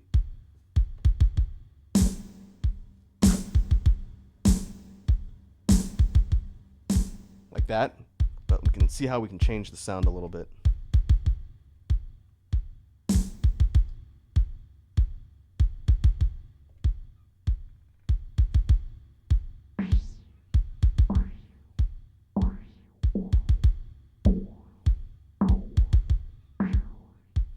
Okay, what filter is this? Low pass.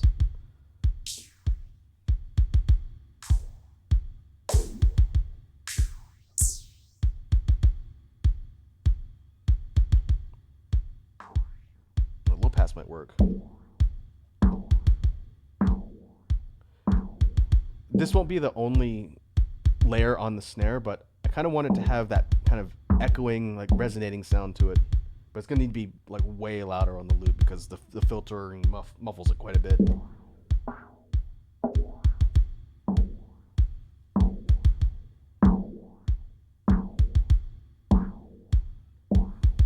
So I gotta make sure I don't leave it this high when I do the next instrument.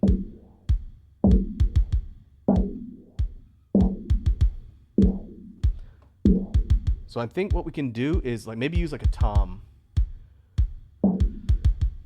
Where's the tom on this one? Let's set this as like the bass line, and then we're gonna layer some stuff on top of it.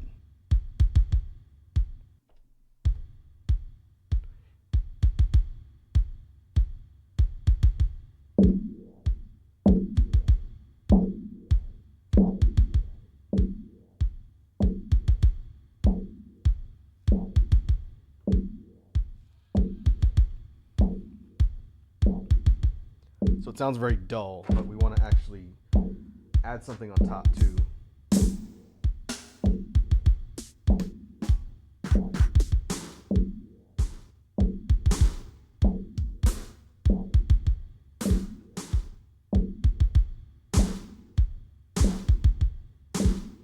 No, not electronic. Let's see.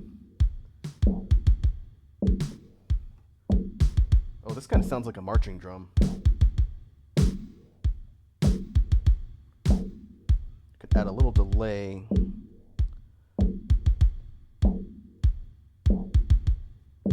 To give it a little bit of echo.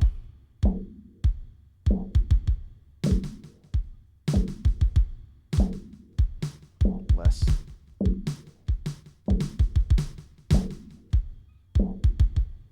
Let's try that.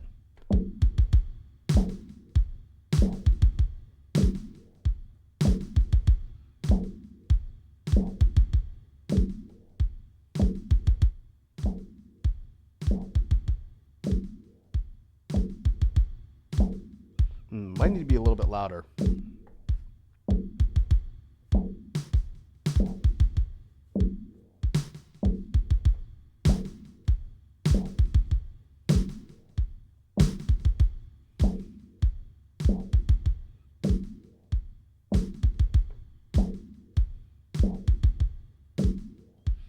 Interesting combination so far.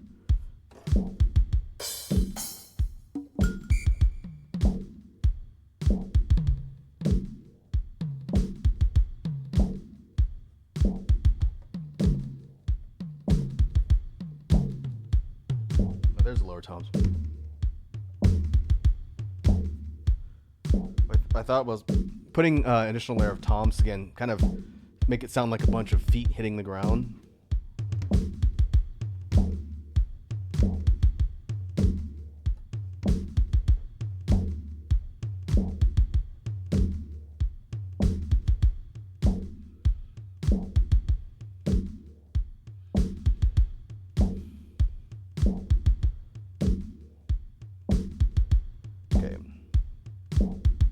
And I dropped it down in the mix a little bit so you're not hearing it super in the front. You're hearing the toms kind of in the back. It's kind of a busy rhythm, but it's not bad. Now for a bass line, we could do like low end boosted strings.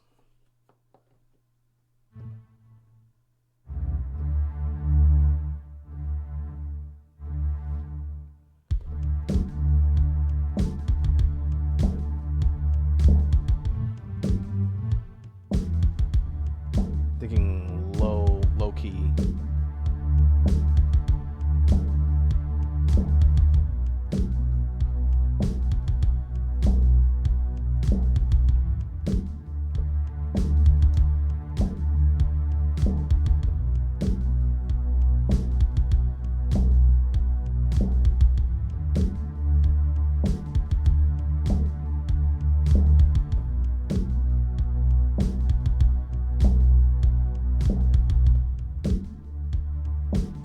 See how that loops.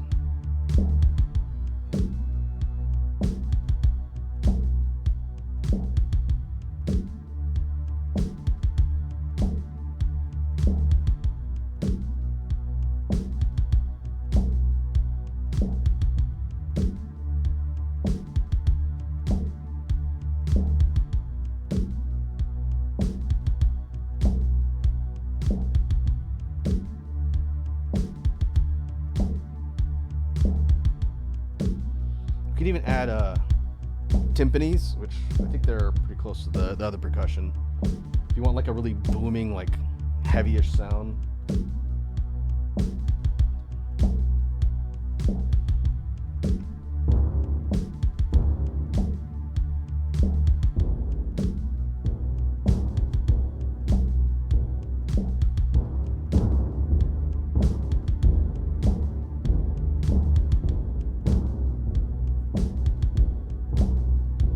Fun.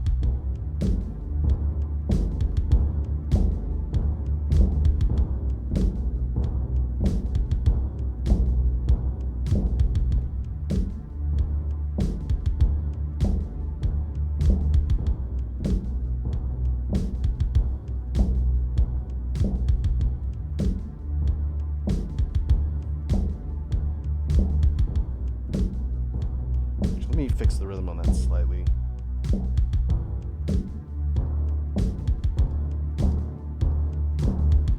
I think just 1, 2 on the ones makes it sound a little bit better.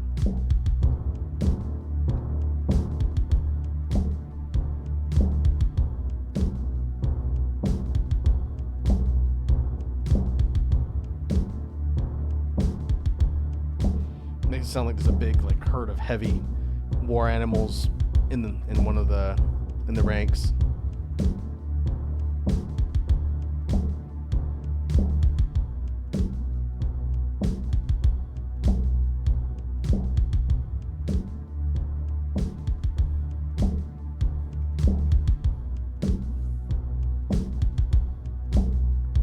Okay. Now we need a melody of sorts.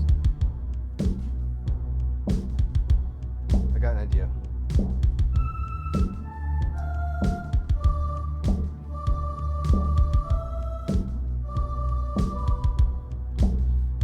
My idea was to have like a female chorus, either using the same progression as the bass line or using a slightly different like supplemental melody.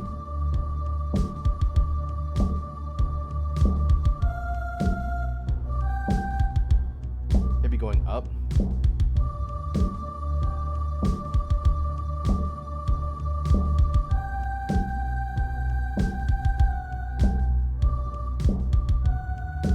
No, I think I like that better.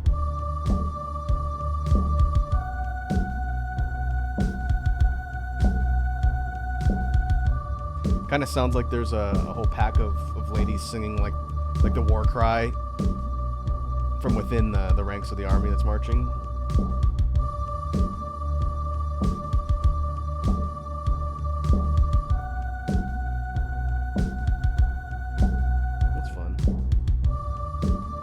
I think we can harmonize it a bit too.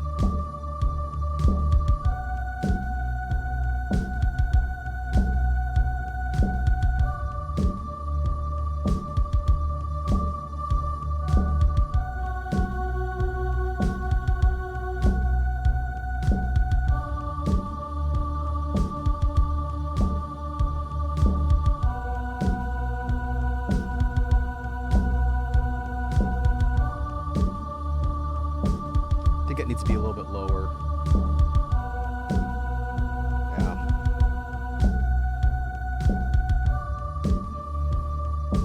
Red Dragon says, what about a humming sound? There's no humming sound.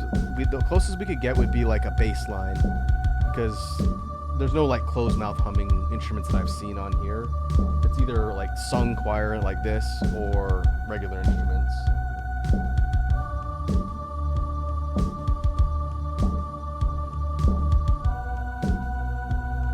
Okay, let's clear that.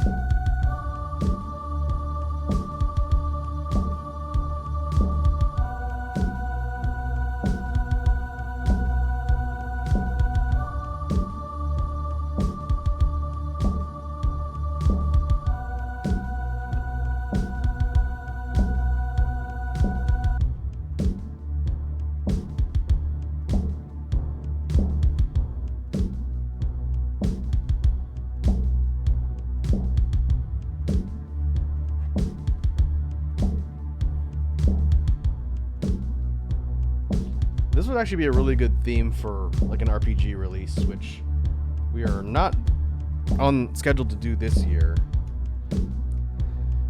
But for like an armies marching across the field type of song, this theme would work pretty well for that, I think. What we could do, I could add like a male chorus underneath the one that we have here. Let's see what other ones we have. Here, if we go lower.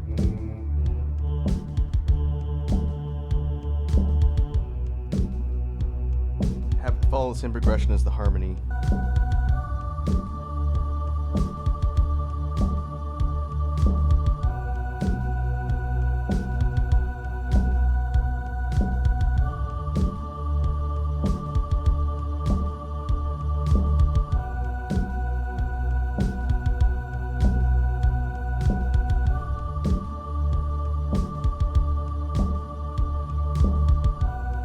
Now it sounds like there's a mix of like male and female voices singing this like battle cry, which I think is pretty cool. I think I know what I want to put on the last track, but we'll see how it goes. I want to add horns.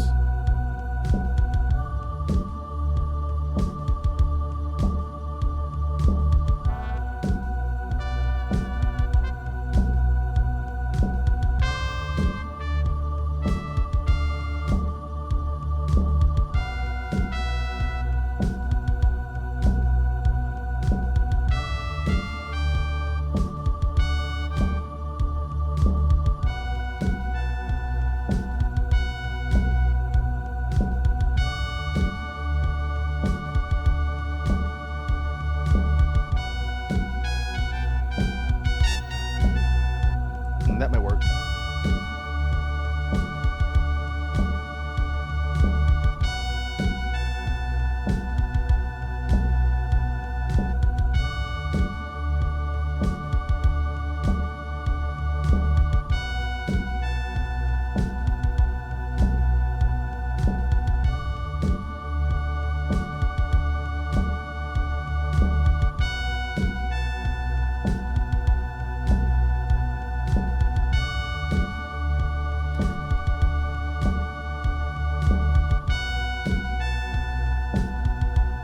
This is a really interesting combination of stuff. I don't think I've written a song like this before.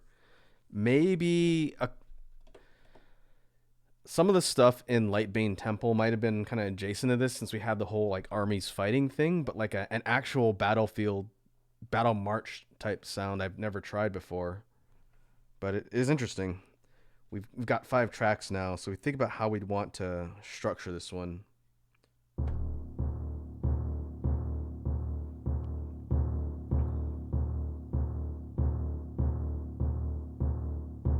We started with the timpanis.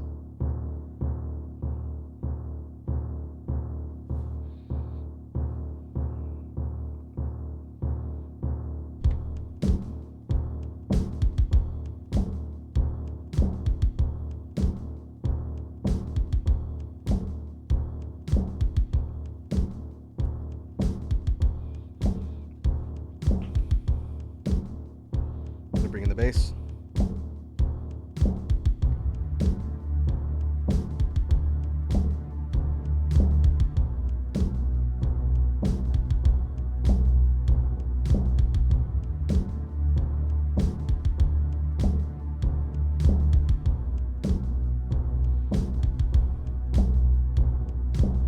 I think this one, kind of thinking how it would be structured in like a scene or whatnot.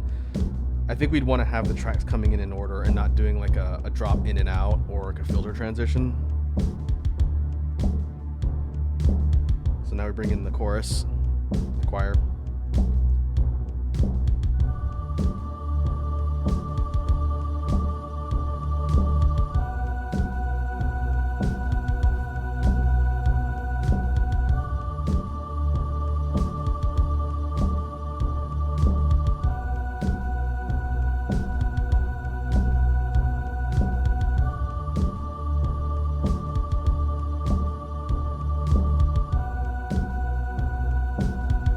Bring in the horns.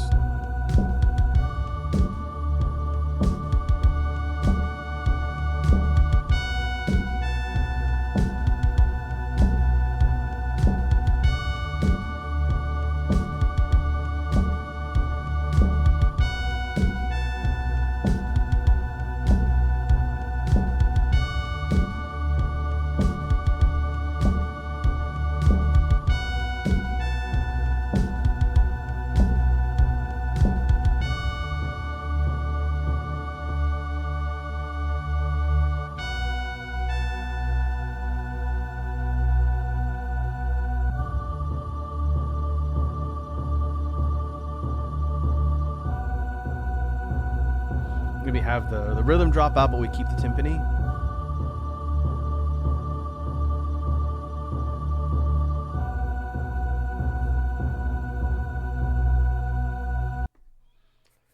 That is a very interesting song. I think I have to play around with the mix balancing a bit to figure out what instruments I want to be most audible. I don't know if I want to leave it exactly the way we structured it here, but I actually think it's a pretty cohesive song. Interesting challenge. Again, I don't think I've written a song quite like that yet, or at least attempted to. So before we get ready to wrap up, I did save my progress. So I don't want to lose that. Red Dragon, since that was your idea, I'm giving you full range to name that one, and I'll write it down before we get ready to head off for the day. That's a cool idea. Thanks for suggesting that.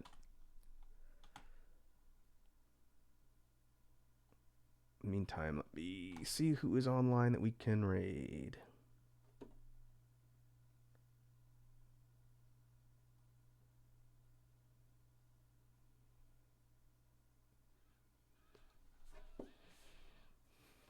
I see Lib just went live. We could go head over there when we're done.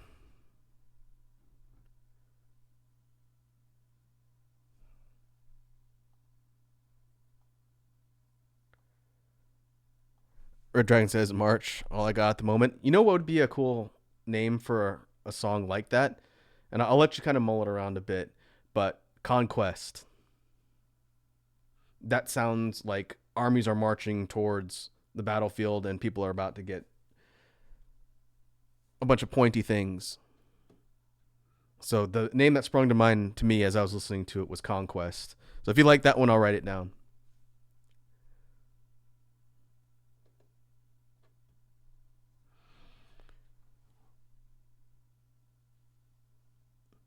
And you can think about it too.